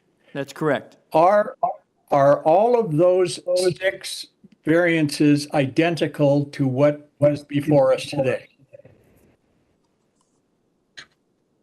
Or has there been changes to one or more of these variances in your application today? Okay, so the permit that I received at 2021, I used this decision for permit. So the lot coverage that is here, I use for the new permit at 2021. The front yard setback, again, in the permit that I got, it's the same 6.83 meter. So I use the variance, approved variance for the building permit that I applied in 2021. Okay, so everything is based on, and I didn't go to the committee again for the 2021. I used the minor variance approved, and so the zoning examiner confirmed that everything is matched with the bylaw because it was approved variance before. What I'm looking for now, if you see, it's the balcony, just the balcony that I have on the second floor, and I want to have the covered balcony with the privacy screen on the side. That's it. Mr. Hadari, Mr. Havidari, variances 2, 3, and 4 are new, correct? They weren't in the original Yes. one in 2017. Variance number 1, you had a building length approved in 2017 of 17.2. Now you're proposing that the building length be 19.2. Is that correct? That's the extent of the changes. Yes, this is Okay, that's again okay. because Thank I'm you. using. Thank you. Does the committee have any further questions of the speaker? There being none, could I get a motion on this revised application, please?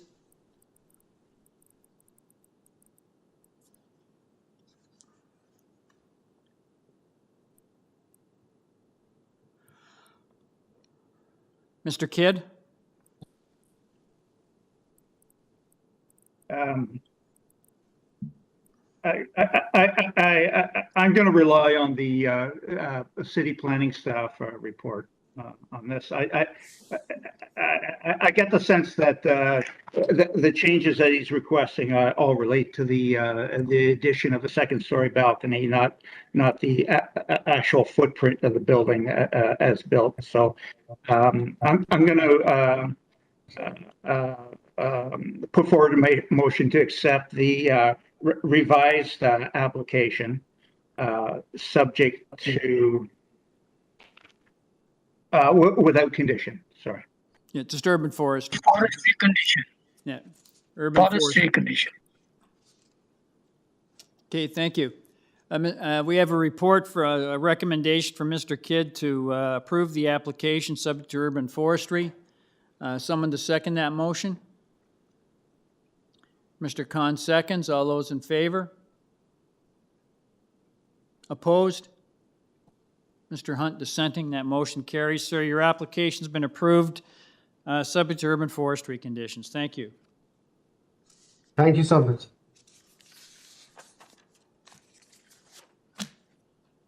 Item number 20, I have it's 310 Rosewell Avenue. I have 2 people registered to speak. I have a Catherine Wren, R-E-I-N. Mr. Chair, I received an update that the agent has registered to speak on this application. And who is that? Dan. Good afternoon, Mr. Yeah, good afternoon, Mr. Chair and members of the committee. My name is Dan Achimovich. I am the agent for this file. I apologize for the confusion. I was always supposed to be presenting today. Okay, thank you. If I could get your address, please. Yes, sir. I'm the principal at DA Design, and we are located 1185 Queensway East, Suite 3A in Mississauga. Okay, thank you, sir. Just wanted to ask, I looked through your file. There's a report from Transportation Services dated the 3rd of May. They have no objections to the driveway or the parking stall length. I have one other person registered to speak, sir. If you'd like to give us a brief presentation on what you see as the merits of your proposal. Certainly. Thank you for the opportunity. If you can please share the drawings on the screen, if you don't mind. So as you can see on this site plan, the proposed site plan, the building in dark black shade gray is the existing footprint. The light gray outlines at the rear on the top left and on the bottom right corners are the proposed one-story additions. So very minor in nature. And one of the things for you to note for this particular site, this is a lot that was severed many years ago.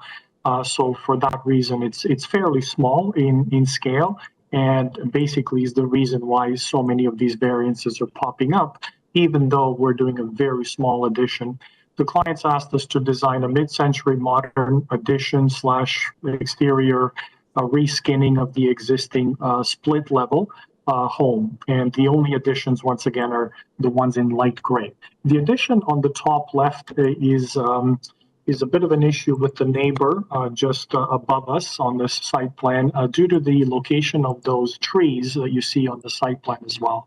They're fairly mature. They've been there obviously for a very long time. And one of the things I want you to realize is that addition at the top, it's being proposed as a raised, a main floor addition, one story and it's to be built on stilts. There will be no excavation in that location. We'll basically be building it using helical piles. So basically 2 large screws driven into the ground, if you will, that will support this small addition and extension to the existing dining room. So we are very aware of the location of the trees. The current owners are avid gardeners. They have an incredible property. They've turned it into a bit of a park. And for that reason, we're being very careful. We're not going to be proposing a full excavation. We're not going to damage any of the roots, etc., in that particular location. The addition at the front, facing the street, facing Roswell, is basically an extension of the existing garage. And even with that extension, we're slightly short on the parking stall size inside the garage, and that's one of the variances. So the variances that you see in front of you, the first one has to do with the side setback on the right-hand side of this diagram. You can see that we are, the required is 1.5 and we're at 107. That is the existing condition. Item number 2, required minimum rear side yard is 7.5. Once again, this is at the top of this diagram, is considered the rear of the property. And as you can tell, the existing property is actually at 1.47. So our minor addition at the top left is also at 1.47. We're not going past the existing face in that case. Permitted maximum floor space index is 0.35. With these 2 additions, we're actually at 0.55. Once again, the existing home itself, if you do the calculation, is already at 0.45, so it's non-conforming to begin with. Maximum permitted driveway width of this is inside the garage at proposed driveway, pardon me, this is in front of the garage. This is the existing driveway, which is already at 6.07 meters, and we're not changing it. We're not widening it. We're not doing anything else to it. So that is an existing condition as well. The maximum allowable is 3.35. Finally, minimum required parking space inside the garage, 5.6. So we are at 5.36, even with this addition. We wanted to give the owners enough room at the front of the garage in order to park a car in front of the garage as well as inside the home. So those are the reasons why we're here. Once again, if you have any questions, feel free to ask those, and if there's another speaker, I would gladly listen and respond. Okay, thank you, sir. Does the committee have any questions of the speaker? Mr. Khan? Thank you, Mr. Chair. Mr. Kamovich, I'm sorry I couldn't catch your name. Forgive my pronunciation. That's okay. My question to you is about, although you have explained variance number 2 and variance number 3, but my question to you is about variance number 2. You are way short of the thing which is called privacy and overlook of the neighbors. So not meeting the requirement of 7.5, which is the minimum requirement, and you are only giving 1.47 meters, which is very close. So the privacy is concerned, overlook of the other property is concerned. That's a concern of mine for variance 2. Variance 3, you are 36% more than the allowable in FSI. Not justified, it's way over, it's not minor. If I could, I'm not sure if you're able to open some of the photos that have been loaded up on the website. We could potentially take a look at the back of this property regarding the privacy issue. If you cannot open the photos behind the home, we can go back to the site plan. It also explains how we're dealing with the privacy issue as well. Are you able to change your screen? Not sure who's controlling that. Staff is pulling up the file. If you could continue. Yeah, just keep going, sir. No problem. So regarding item number 2, I understand that we are close. And once again, it is unfortunate that zoning sees this property in such a way, right? I mean, it is a side split. It was a severed lot from previous years. And once again, we're basically matching with a small dining room addition. From a privacy perspective, there is a very large neighboring garage in that location. The trees are massive. It's very green. Yeah, thank you very much. So you can see that that's exactly where that little barbecue on the left is that you see right now. That's where the addition is going to go. It's not going to go up to the second level. It's only at the first level. It's going to literally face the side of that garage, which is almost on the zero property line. And as you can tell, the trees are all very large, and I would suggest that there's very little impact on the neighboring property to the rear from a privacy perspective. Once again, the FSI, we can't really change it. The problem is that the site is very small. We're not proposing a second or third story addition. We had initially proposed an addition on top of the main level. This would have driven the FSI much further.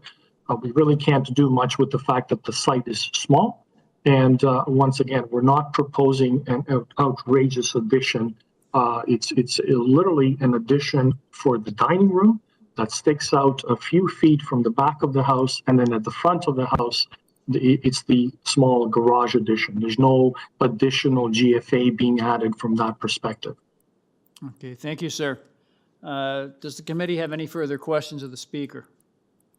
There being none, I'll go back to our next speaker. We have a Andrew or Jill Studley. Are you there? Andrew, you're unmuted. Andrew or Jill Studley, are you there?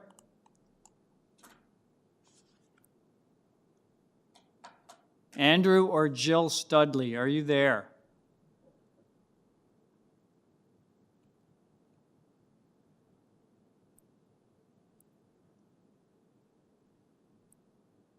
Nothing? Do you want to try them on the phone, Mr. Lamb? Andrew or Jill Studley? The house is unmuted. You speak. Can you hear me now? Not very well. Hello? Can you? We're having trouble hearing you. Can you give us your name and address?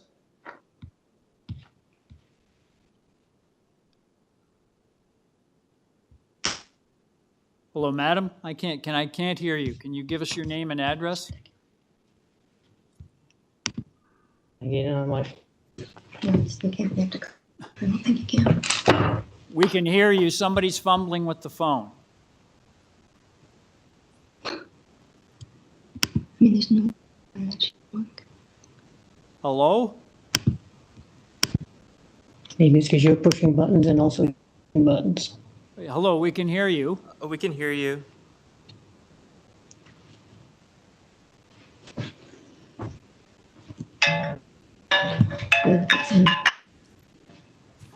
Hello. Yeah, am I? Can you hear me on the phone? Okay, great.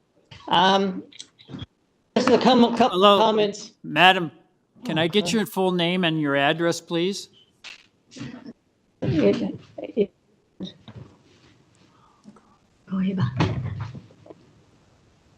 you just tell them that they haven't done like? Can I get your name and address, please, madam? You try to call him back. Because I don't want to talk. Can you call him on your phone? What's the number? Oh, we can hear you speaking. We're asking if you could please introduce yourself. 416. 41. Yeah. Yeah. 7954. Hello again. Okay. A couple of comments on the comment. Can I get your name and address, please? What the hell's going on? There's. This is ridiculous. This comes back to unmute me. It's you. Madam, we can hear you. Can I get your name and address, please?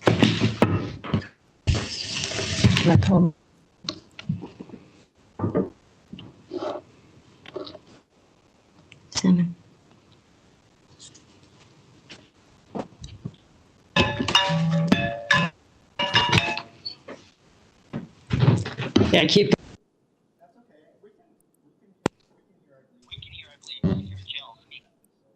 Okay. That's great. Just one comment, the size of the lot. It is, Matt? well, not quite twice. It's full. Hello, madam. Can you give us your name and address, please? It's 1,000 square feet as opposed to Rosewell, other lots at 500 square feet. The one north of this one is 2,500 square feet. So just not such a small lot. Nevertheless, obviously, our objection is to the back at 2, and that setback at the back of the house is the same, but it's being reduced at the front of the house, calling the piece Glencairn Avenue. It's being reduced to 5 feet, 0.47 meters. The tree talking about, one of them is 2 feet of 5 feet.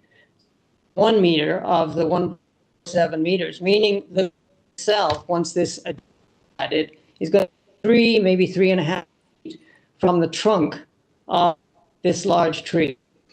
This large on both properties. The tree is on both properties, hangs both properties, roots are on both properties. This is a jointly owned tree. Our main objection is relative to the tree declaration, which you probably should have in your file. We're all in agreement that there's going to be tree protection zone. In fact, it's extremely close to the tree. Screws to the ground are certain to impact root. In addition, a wall to be taken down. There's a roof to be extended. There's definitely, and I think we're in agreement on. The tree declaration requires an application to injure goes to urban forestry. We want to make sure that that application is undertaken, that urban forestry is involved. We would like to note that the bottom, the agent is representing the owner. He's not representing the owner of the tree because it's a jointly tree. That's it. Let me not waste any more time. Okay, thank you. Does the committee have any questions of the speaker? There being none, I'll go back to the agent. Are you there, sir? Mr. Can't hear what they're saying. Mr. Chair, Mr. Khan has a question. He has his hand up. Oh, I'm sorry. Mr. Khan, I'm sorry. Thank you, sir. Thank you, Mr. Mr. Chair, I would like, it's a comment. I would like to bring to the attention of this lady that there is no comment that we have received from the forestry that they have a requirement. So I think that point is not before us.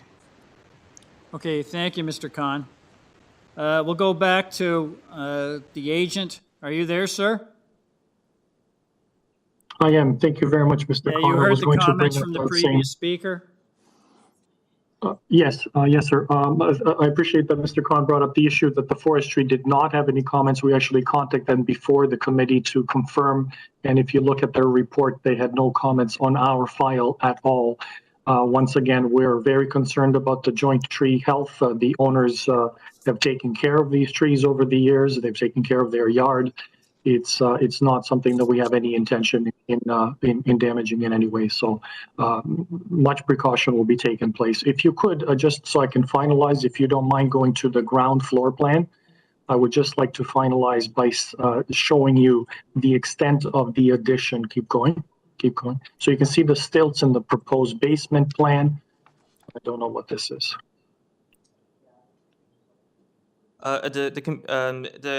The computer just froze, and we'll get to the drawings. Yeah, just keep going, sir.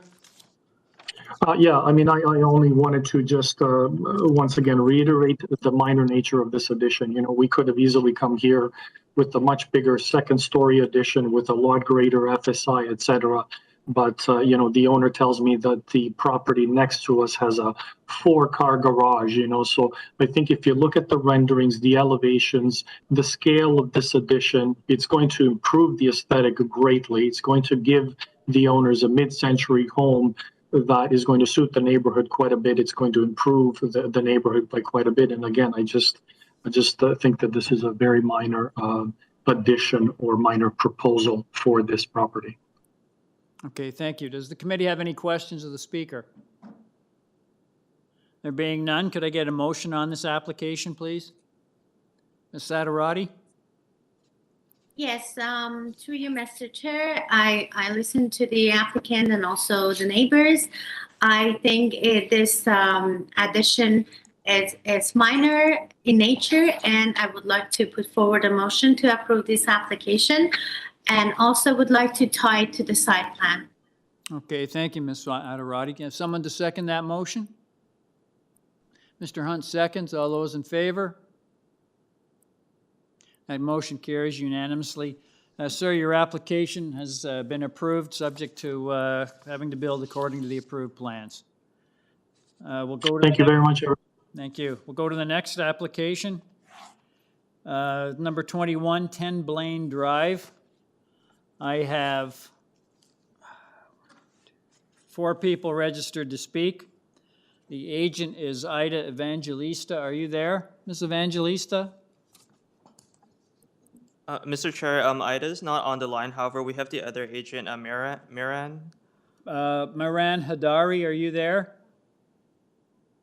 Yes, good afternoon again. My name is Mehran Haidari. I'm designer of this location, and my address is 1090 Dunmills Road, Unit 506. Okay, thank you, sir. Just wanted to ask, I note that there's a couple of reports on file with your application. Recommended condition from Urban Forestry. There's also a report from City Planning dated the 3rd of May, which recommends modifications to your application. I wanted to know if you've had the opportunity to review review those reports, sir. Yes, I did.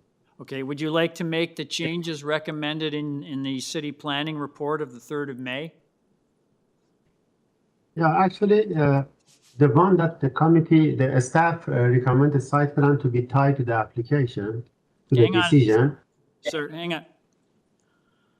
The 3rd of May planning report indicates that there's changes to the variances that you propose to make. Are you proposing to make those changes that are described in the city planning report? Yes. Can you read them into the record, please? Okay, so eliminate the front yard landscaping number 2. Okay. Eliminate associated circular driveway number 4. Hang on just a second. You're removing variance number 2? Eliminate associated circular drive. Sir, are you removing variance number 2? Mr. Chair, we actually have Ida online. Should I unmute Ida? What's that? Ida Evangelista is online. She just dialed in. Oh, okay, all right. Okay. Ms. Evangelista, are you there? I've been here the whole time since 9:30 this morning. So yes, I'm here. Sorry about that. I'm as frustrated by it as you are. No worries. Okay. No worries at all. I know it's a long day for everybody. So Okay, let me just go through everything. Yeah, okay, if you want. With you. I was just wanted to know, I'm sure you've read the city planning report, which apparently there's some revisions that you're proposing to make to your application. I just wanted if you could run through those revisions for the record. Most definitely, Mr. Chair. I will go through them all very carefully. Okay. So variance number 1 remains. Okay. Variance number 2 Is removed. Okay, thank you. Variance number 3 remains. Okay. Variance number 4 removed. Okay, you just have to go through the ones that you're changing. Okay, all right. Okay, so number 4 has been removed. 5 modified to 34.37%. Okay, 34.37%. Variance 6 modified to 9.67. Okay, And variance number 7 has been removed. great. Thank you very much. If you could give the committee a brief presentation on what you see as the merits of your proposal. Most definitely, Mr. Chair. I would just like to confirm that you do and have received my submission relating to this project. The variances that we have, now we have submitted an updated, sorry, I'm hearing myself. We have submitted an updated site plan. The neighbor had concerns with the circular driveway. I believe it was the neighbor at number 12, Blaine, had concerns with the circular driveway. On May 4th, along with my submission, I did submit a new site plan, a revised site plan, where we do not have a circular driveway. We will just have a driveway and a parking pad, which will comply. Okay, I'll just, I'll just ask Mr. Lamb, do you have a copy of that revised plan? They're up there? Okay, thank you. Yes, I confirmed with Mr. Pereira, and that's there. So the variances that you have in front of you, the side yard setbacks. So the side yard setbacks in this particular area, when the city was amalgamated, various bylaws were just carried over. And in this particular neighborhood, the side yard setback is 1.8, but for each additional floor, it increases to 2.4 meters. Now, we do have a side yard setback, and I would like to point out that the 1.78 meters is strictly for the pinch point on the north side. It's the northeasterly portion. And then on the north side, it opens up to 4.14 meters. This is a very irregular lot. And that's why we have our rear yard setbacks. We do have a south yard side yard setback, that's a tongue twister, of 1.8 meters, which is very consistent. And you'll see from the area footprint, you'll see it's very consistent of what there is in the neighborhood. Our rear yard setback, we have modified it to 9.67. which planning is in support. And it will open up to the northwesterly portion. It opens up and we have a 15.24 meter side yard setback. And what I've done is in my submission, I believe it's page 2, you'll see that all the green are the variances that are in front of you. And then the yellow, I've highlighted, what it increases to. And the reason why we have these variants is because it is an irregular shaped lot. We have increased we've increased our landscaping in the front, and it will be further increased with the removal of the circular driveway. And our lot coverage, we have reduced it. And again, due to the size of the lot, the footprint is quite similar. The width of the house is quite similar, and the setback is very similar to what exists now. We've just increased the length of the house, and you'll see we do not have a length variance for this house. So with the proposal as it's modified in front of you, and along with the submission that I have provided, you'll see that what we are presenting here is very characteristic to what is in the neighborhood. It doesn't deter very much from that, the building footprints and the side yard setbacks, and again, due to the irregular shaped lot. So with this, Mr. Chair, I respectfully submit that the application as you have in front of you does meet the 4 tests and desirable and appropriate use of the subject lands. Terrific. Thank you, Ms. Evangelista. Does the committee have any questions of the speaker? Ms. Adirati? Yes, through you, Mr. Chair. Just a quick question from the agent. Is the site plan that they projected, they show us, is it reflecting all the changes that they present today? Is the site plan that we saw, it's the final site plan that have all the revision on it? Through you, Mr. Chair, is it the site plan? I'm not seeing the site plan up on the screen. So just bear with me for 1 second. Sorry. It's the latest site plan, which outlines 6-meter driveway width, parking pad, no circular driveway, no curb cut. Is that Ida, it bumped me out. That is the one that we have on screen right now. That's wonderful. Wonderful. Then yes, if that is it, then that is what we are putting forward. And yes, I'm seeing it right now.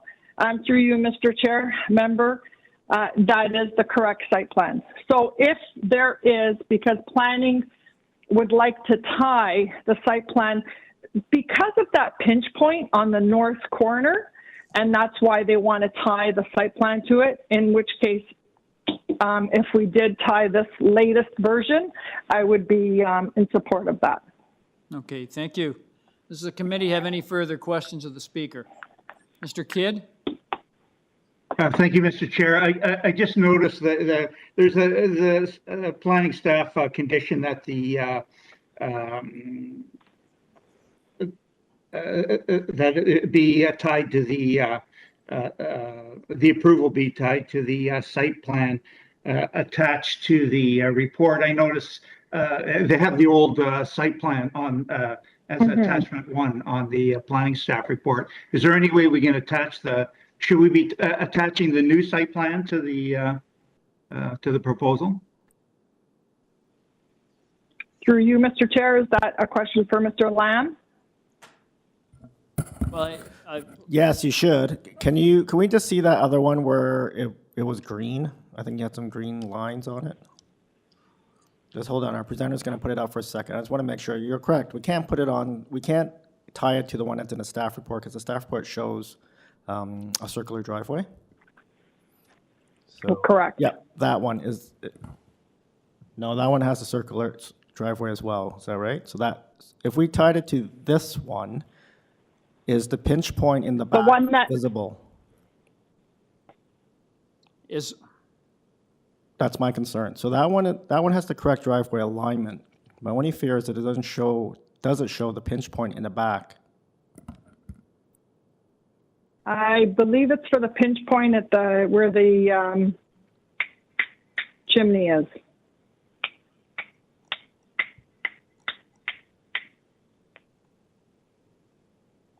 So the pinch point is articulated in one of the variances, is that correct?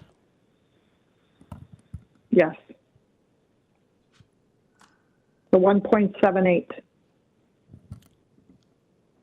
I was referring to variance 6. Is there a pinch point in the rear? May I speak? Yes. Okay. So planning, I believe they wanted and they had requested to tie the site plan relating to the pinch point on the northeast corner. Because it says the north side yard setback be developed substantially in accordance with the site plan drawing, right? So it's that because on the north side, at the front of the building, like northeast, it's 1.78, and then it opens up to the rear of 4.14. So from as I read in the report, correct me if I'm wrong, but I believe that they're mainly hinged on that northeast pinch point of 1.78. And in which case, the new site plan does show that. I don't quite see the 1.78. Yeah, it's at the very front corner. See, yes, right where you showed it.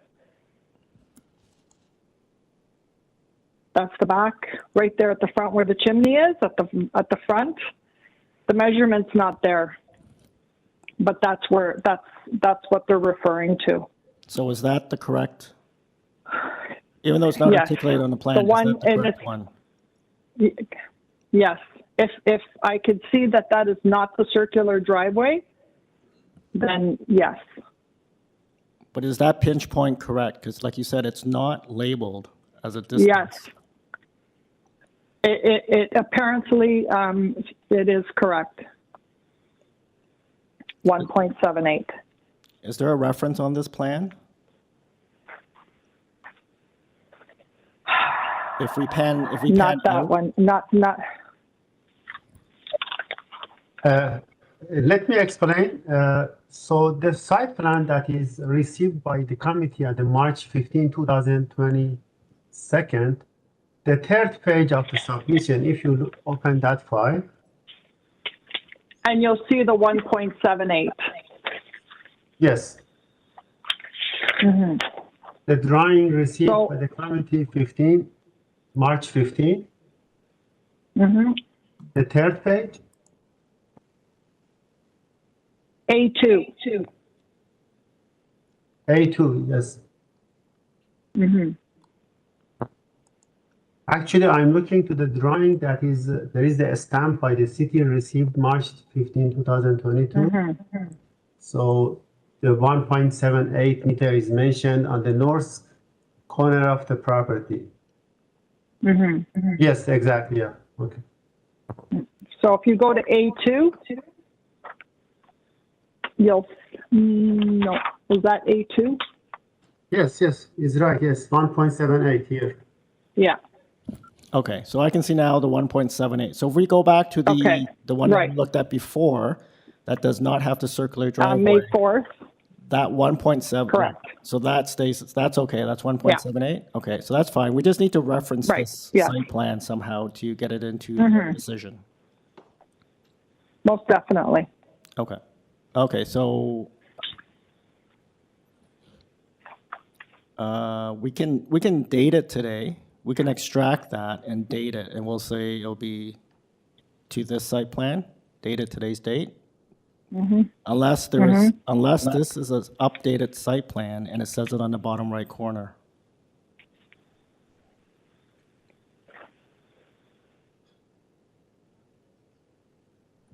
So this is A2 as well. Have you updated the date?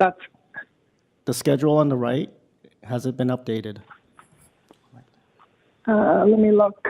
So that, the March 15th is dated 02/25. Yes, it has been.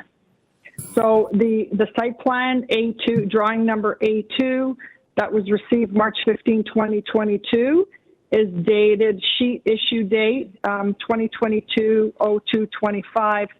And the one that we just submitted with no circular drive on May 4th is dated May 18. No, April 18. I'm ahead of myself. April 18, 2022. See that on the bottom right corner? Yeah. Where's that date? And bottom right corner, sheet issue date.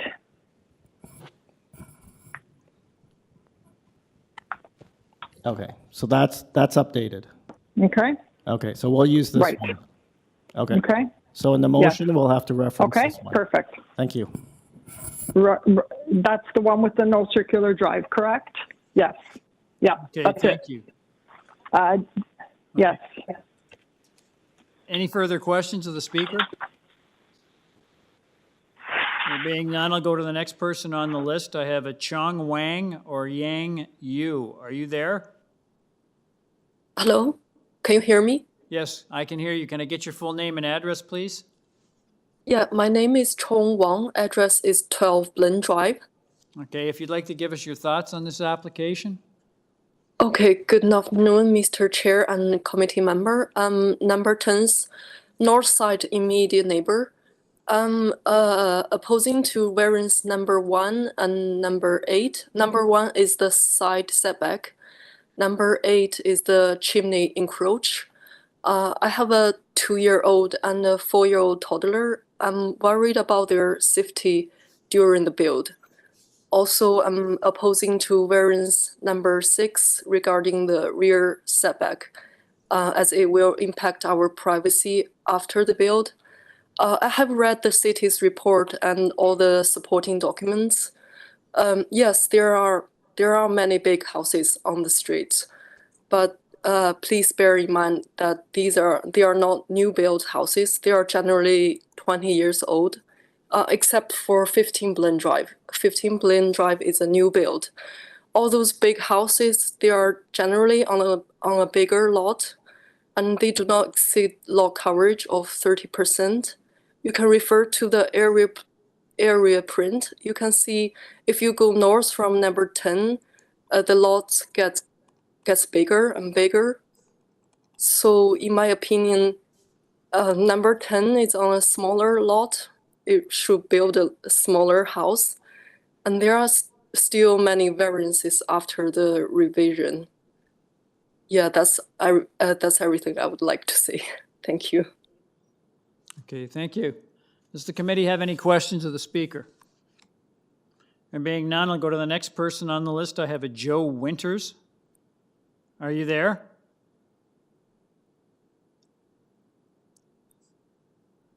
Joe Winters, are you there?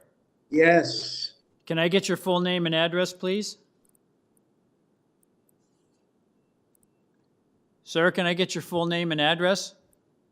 Yes, I'm at number 7 Brian Cliff Drive.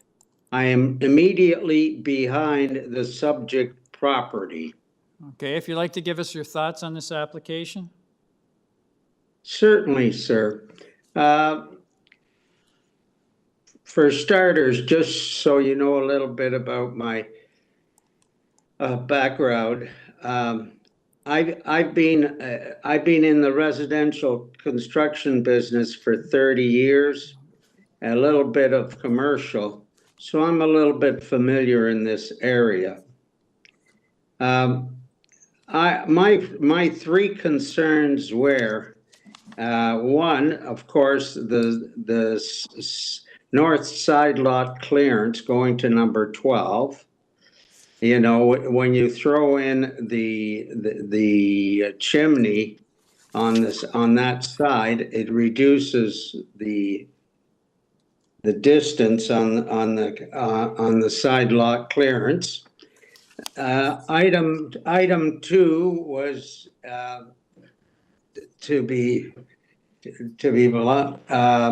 was of course the coverage. The coverage. Sorry, there's background. Yeah, the coverage there, it was to 37%, and in my comments, that translates into 26.03% over the allowable. And third, but most important for my case, I may have misread the blueprint, but I thought it was only about 10 feet from the back from the back walkway to my property line. But I do notice there has been some give on all 3 areas. So that's where I stand in terms of concerns on this, and you know, I've seen this before. Anyway, thank you very much. But you know, from my experience, the coverage seems a little steep, and the backyard clearance. Okay, thank you, sir. Does the committee have any questions of the speaker? Mr. Chair, through you, can we please have the last speaker's address? Yes, sir. Mr. Winters, could I thought. Oh, I'm at 7 Brian Cliff Drive. I'm immediately behind the subject property. Okay, Yes, 7 on the Brian next Cliff Road. street. Yes, sir. Thank you. Any questions of the speaker? Being none, we'll go to the next person on the list. I have a Christine Wall. Are you there? Christine Wall? Christine, if you could please refrain from hitting the unmute button, I will unmute you. Ms. Wall, are you there?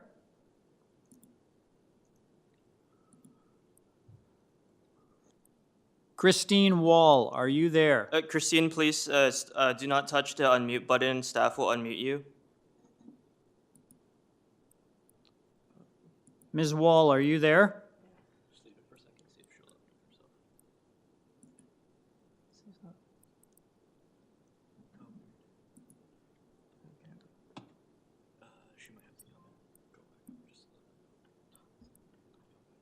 Christine might have to rejoin the call because I'm unable to unmute her at this time. Christine, if you could please disconnect and rejoin the call, please.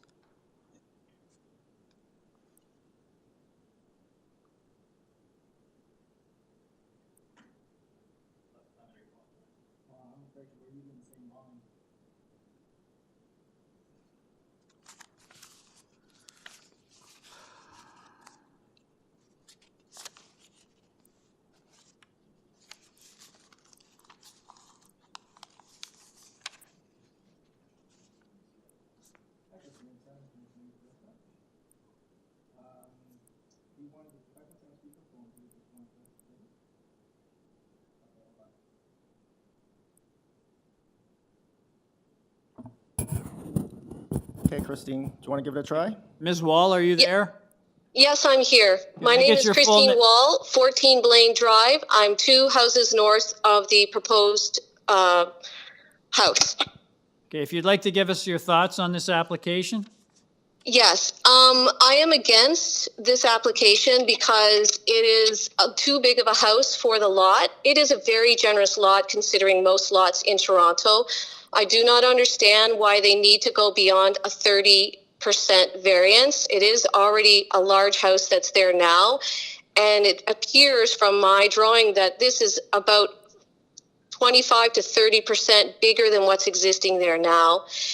And my real feeling is that you're going to kill the beauty of the neighborhood. One of the reasons that everyone lives there and is there is because the houses match the lot size. You have beautiful trees and grass, and it's a great place to live and for children and to walk around. And if the neighbors really want a house that big, then they should buy an appropriate lot for that size of house or build a smaller house to match the lot. And that's pretty much what I have to say. Okay, thank you. Does the committee have any questions of the speaker? There being none, we'll go back to the agent. Ms. Evangelista, are you there?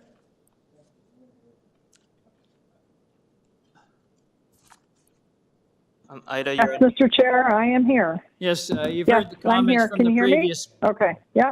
If you'd like to reply to the previous I speakers. Did. Yes, Mr. Chair, I will. So I understand the comments from neighboring properties. This, as I mentioned previously, this is an irregular shaped lot. With this particular lot, I understand Ms. Wang at number 10 Blaine had some concerns regarding the side yard setbacks, the chimney encroachment, the rear yard setback. So let me address that.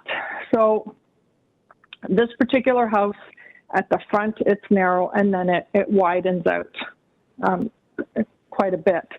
So the pinch point that it relates to on that side, on 10 Blaine, only relates to the front corner of 1.78.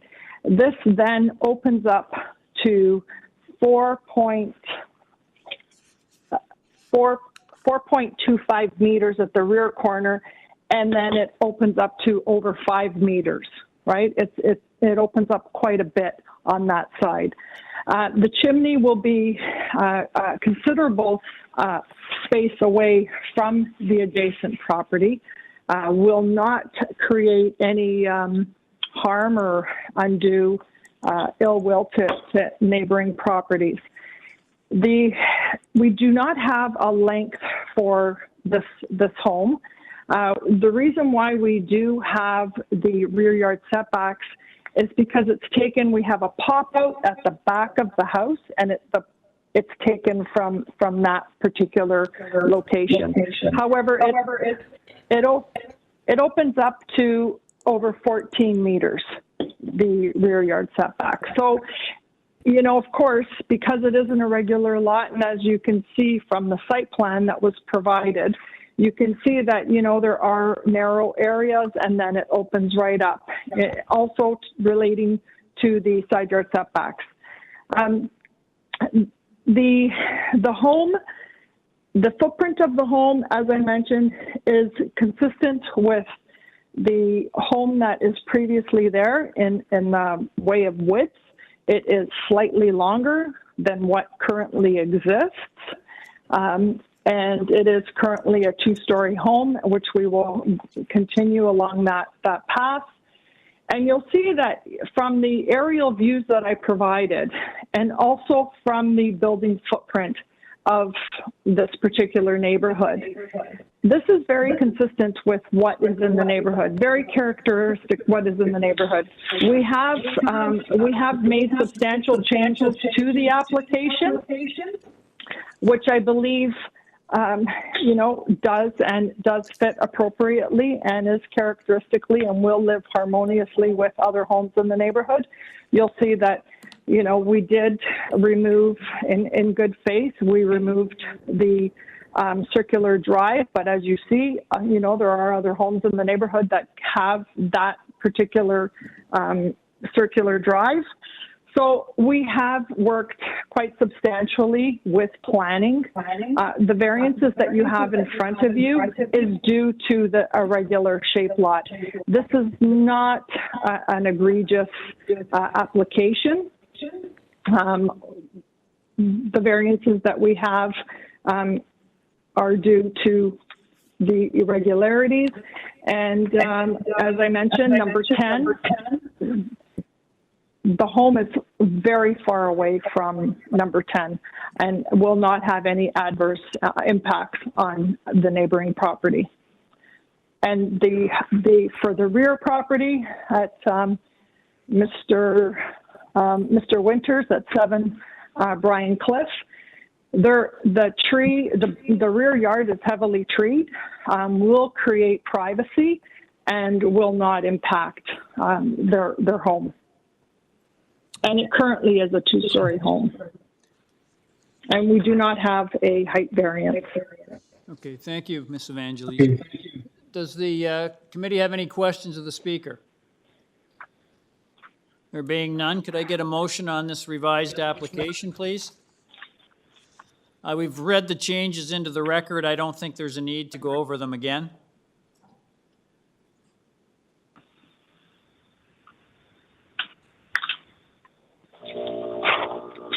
Ms. Adirati? Yes, so through you, Mr. Chair, I would like to put forward a motion to approve this application with all the changes that you already mentioned that everyone have been recorded. Do I need to repeat it? No, I don't think that's necessary. Okay, and then with all those changes, and also we would like to tie it to the site plan, the one that we agreed, the last one, and then also tie with one condition of the staff that the north side yard setback be developed substantially according with the site plan drawing attached and subjected to urban forestry. Thank you, Ms. Adirati. Someone to second that motion? Mr. Khan seconds. All those in favor? That motion carries unanimously. Ms. Evangelista, your revised application has been unanimously approved, subject to city planning and urban forestry conditions. Thank you very much and have a great day. Thank you. We're now on item number 22, which is 235 Glengrove Avenue West. I have 3 people registered to speak. I have the agent, Tom Sprague. Are you there, sir?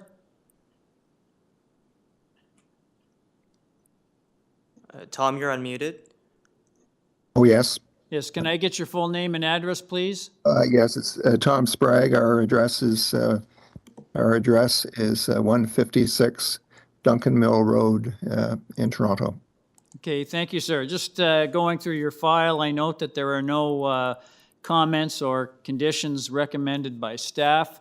So if you'd like to give the committee a brief presentation on what you see as the merits of your proposal.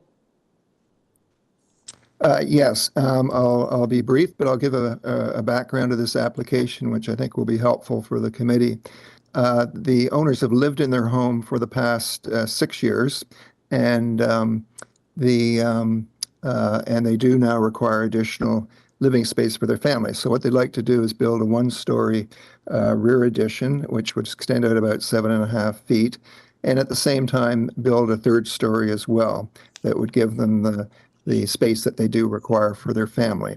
I should say, with respect to third stories, both the homes on each side, number 237 and 233, have third floors. And also going in from Avenue Road, going east, the first 7 houses on the other side have third stories as well. I just wanted to make a comment because this is an unusual property. The first 4 houses, as you can see on that little sketch drawing, east of Avenue Road, have reduced rear yards, and that's because there's a house coming off Avenue Road in this case. And then it jogs down, as can be seen. All the other houses on Glen Grove, the back fence is basically Glencairn. So what the size of that property is such that it does drive the floor space index up higher. In putting this in perspective, with respect to what's allowed on this property would be, which is the 60% allows 1,475 square feet, which is pretty small, which is kind of what the house is right now. And then what we're proposing is to put on with the third floor and the rear addition, it would bring it up to 2,062 square feet. This, in terms of houses on Glen Grove, is still on the small side. I know, for example, just to put it in perspective for the committee, we worked on the house across the street, which was at number 234, and the gross floor area over there is 2,650 square feet. So what we're proposing here is actually 600 square feet less than what's being proposed. So in terms of the scope of the street and the size, it's certainly very, very much in keeping. I'd also stress that we've designed this such that we've done it such that there are no heights. We're within the height limit. There's no heights of walls. And we've also, in terms of the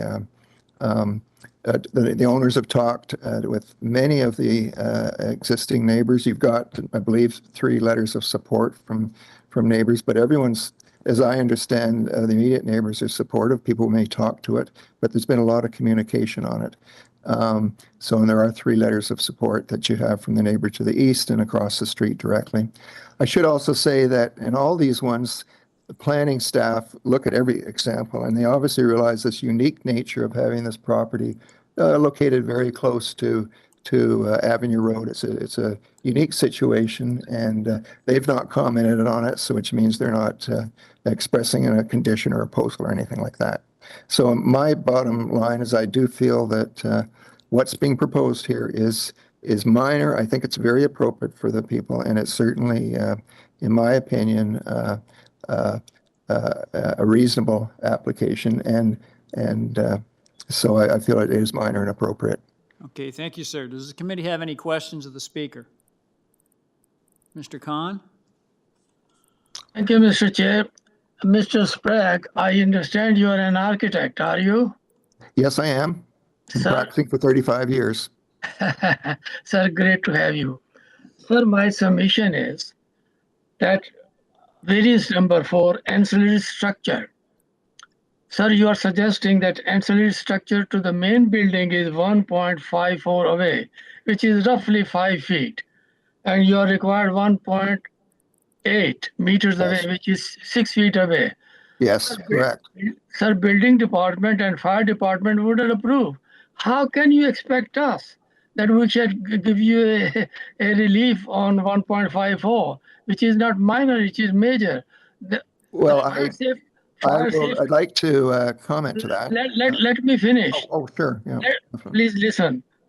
The fire leap bounds around 6 feet, and that is the minimum. More than that is appreciated. You're close to the main building by 5 feet. This is not minor. Mr. Khan, is there a question there? Yes, sir. My question is 1.54 is too close, is not minor. Okay, thank you. Mr. Sprague, if you'd like to respond. Well, yes, I will comment on that one because what the accessory building is actually the existing garage that's there. We've done, as you could look on the plan there, we've got a gate, we've got access coming in, and it's just at the corner where this is, where the addition is, and we've come out just to make it a functional space on the ground floor. So yes, we're basically under a foot 10 inches closer than what the bylaw is, but this is a unique property, so I'm not concerned at all at access in for fire department. They would go at the side if they had to get up. It's a one-story addition at the back, and we're just going a little bit closer. And we designed it such, so we tried to make it functional on the inside. And so if we reduce that by a foot, then it didn't make it as functional. So that's the reason we didn't feel, in our opinion, that this was a major thing. And I'm not concerned about fire access to the back garden because they certainly couldn't get through there for sure. And also, sir, in my opinion. Okay, thank you. Question, Mr. Chair, I have another variance number 2, FSI, which is way high, 0.84. How do you justify?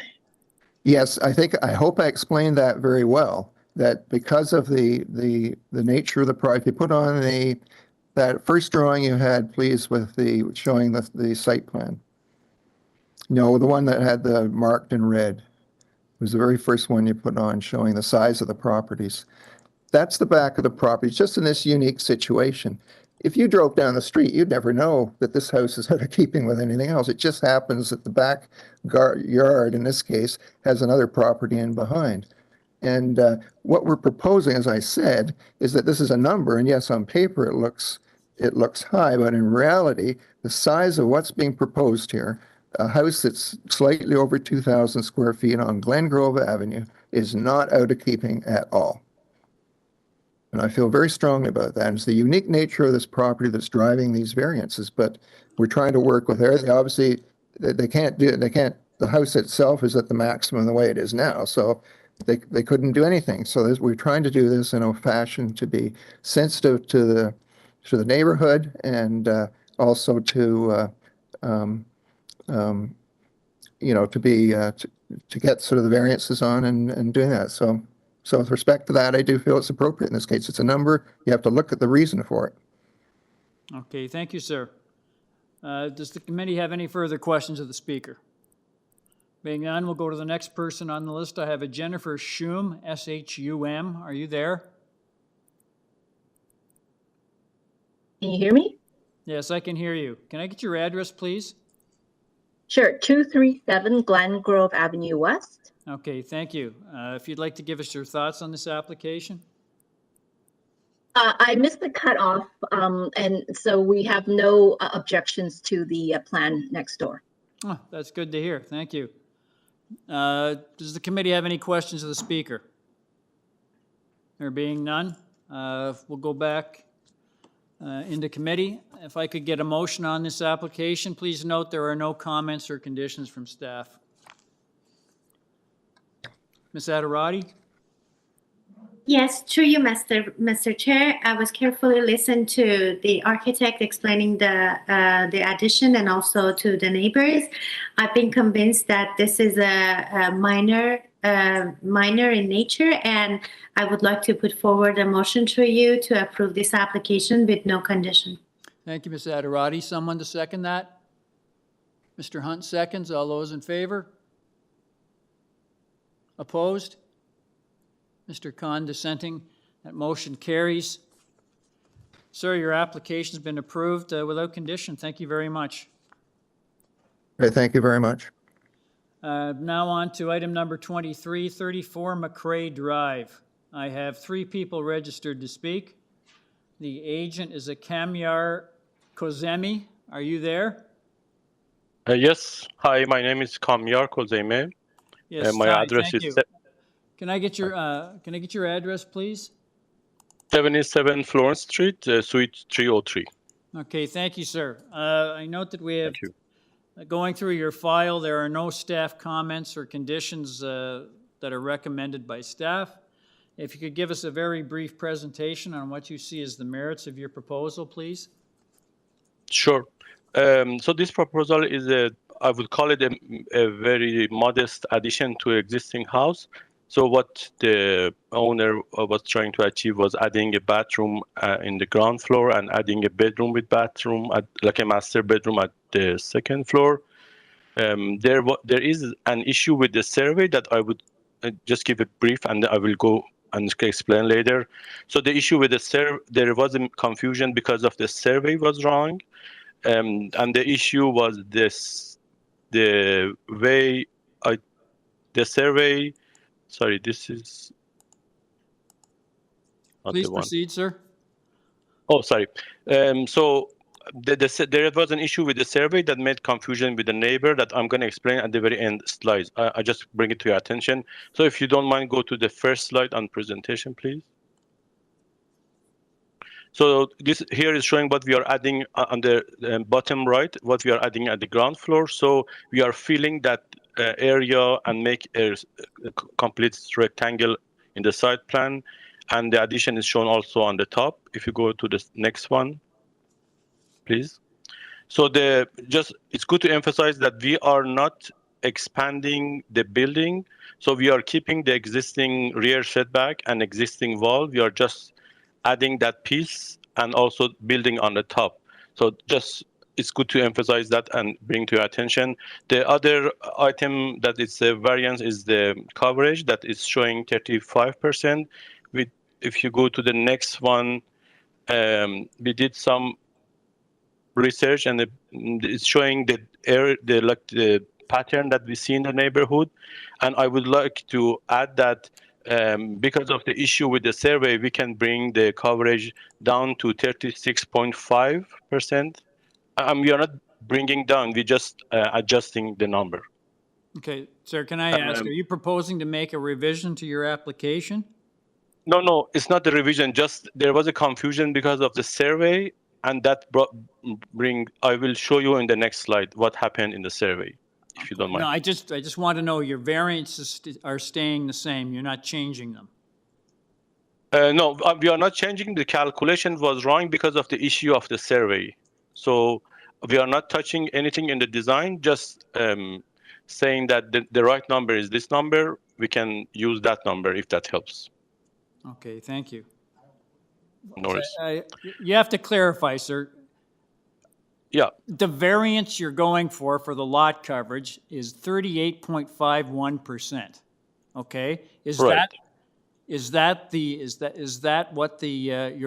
what you're asking for? Are you proposing to revise that? Because you mentioned something about a revised lot coverage. Yeah, we can change it in the permit submission to 36.5%. No, you can't change it in the permit, sir. It has to be what's stated on the variance. So we can keep it if you think. Let's keep it then. So that's a good idea. Don't change it. Okay. Okay, I'm just saying the issue with the survey. Okay, so let's move to the presentation, please. So on the other slide, there is another variance about the FAR that the 0.73 was the number, and it's showing in the area. Sorry, that one. The numbers that we have, that many of them. So it's a pattern that we can see because of the size of the lot, and it's a very narrow lot in this part of the city. If you go to the next one, please. So this is the another variance about on the side setback, that we are 3 centimeters short because of the existing building is located closer to the south, and at the other side, it's a very generous setback, but on this side, we are just using the existing wall and extending that. If you go to the next one, please. And this is the precedent that we found in the neighborhood. And actually, we are just 3 centimeters short, and there are others that are more. If you go to the next one, please. The eve encroachment was the other one that, as I said, we are keeping the same wall and extending. That's why we have this variance. And on the other slide, it shows the precedence in the area. And next, please. If you go to the next one, I have just 13 seconds, sorry. So this is the one that I would like to elaborate more. So the neighbor, and we have been in contact with both neighbors, and we've been coordinating with them, with the owner and the designer. So the issue was the survey that we submitted was wrong, and we asked the surveyor to come and fix it. So we submitted the new one, and you have it in the documents. Sir, can you summarize, please?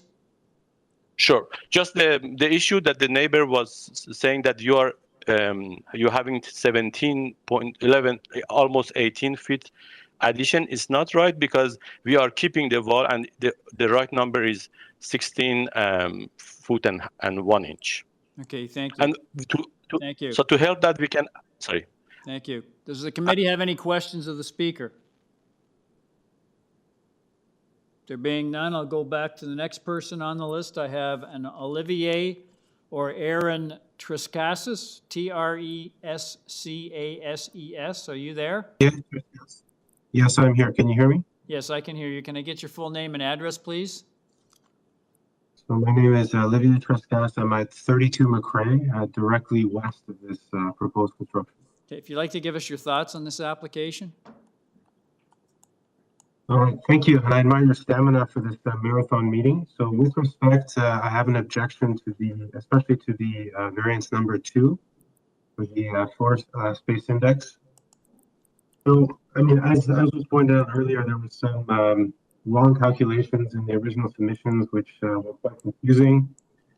So the numbers now show that the existing FSI is 58%. So basically, this is a very large addition to begin with, and it was originally designed to max out the floor space index. So with that, with that existing 2%, they could add 55 square feet to be within the bylaw, and they're adding 390 square feet.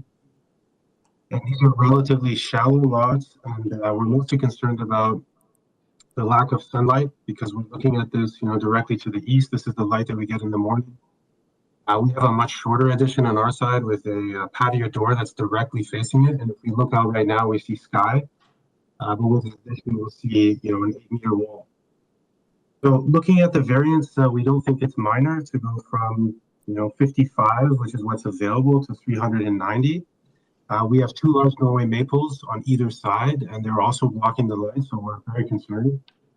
In addition, if you look at the FSI variances on this side and this side, there's actually very few. If you look at hundreds of houses, there's maybe a handful of them.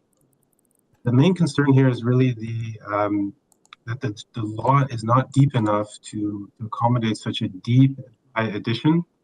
To be within the quota, for a 2-story addition that is the width of the house, it would be 8 feet deep. Instead, it's 16 feet deep. Look at the space between this proposed addition and our garage. There's only 9 feet. And there's a large tree right there. So basically, if we look in that direction, that's a 9-foot sliver of space where we can see the sky, if this is permitted. But the other comment is that, the claim is that they're going to reuse the foundation to put the addition on, and therefore they have to maintain this depth, which is deeper than any addition, I think, on the street. And I think that's a bad precedent, because it shows that in phase 1, if you max out the FSI by building the biggest possible first-story addition, later claim that you must be allowed a variance to build onto that same existing foundation. I would also point to 20 McCrae that also has a 2nd-story addition at the back, but they did not ask for a variance on the floor space index because they have a deeper lot and a shallower addition. it has less impact on the shading of their neighbors.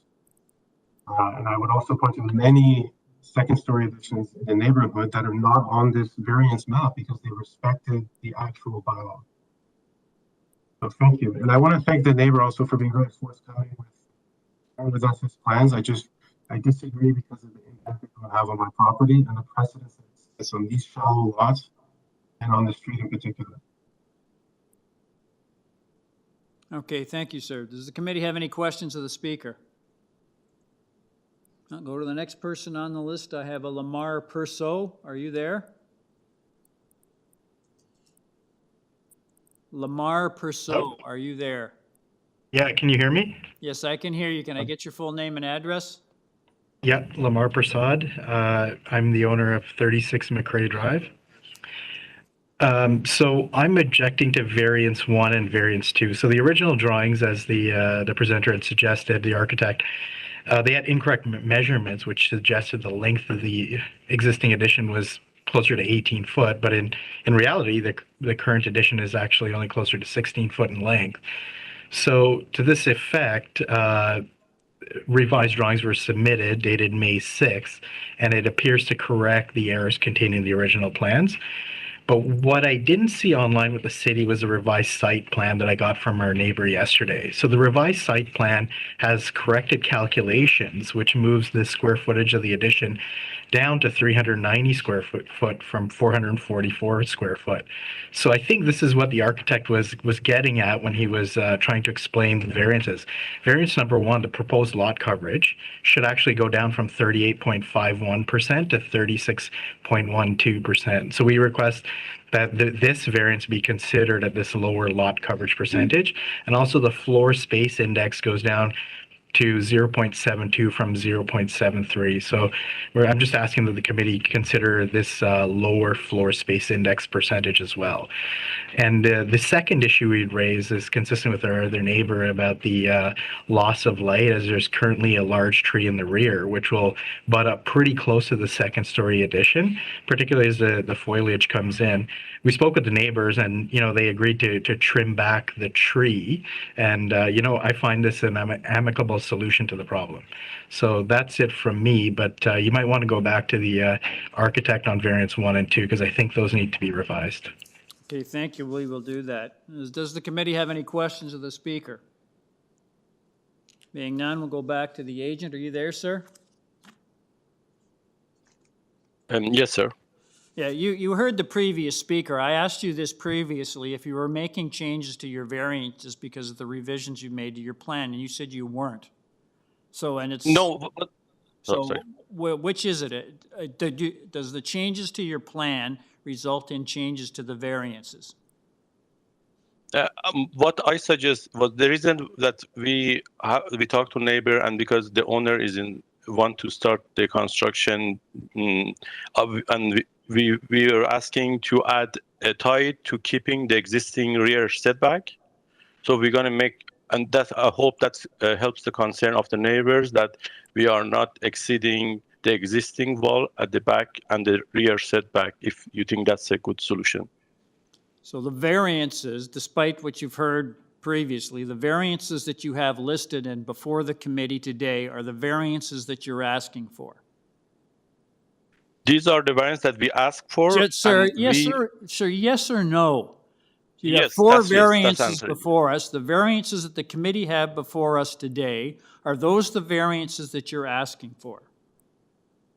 We can reduce them to these numbers if that's something that helps the condition that we have. Sir, we're not negotiating here. Are you? If you're sure. proposing to make changes, tell us what those changes are.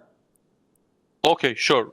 So if you are making on record, we are reducing the coverage to 36.12. Just a moment. Just a moment. Sure.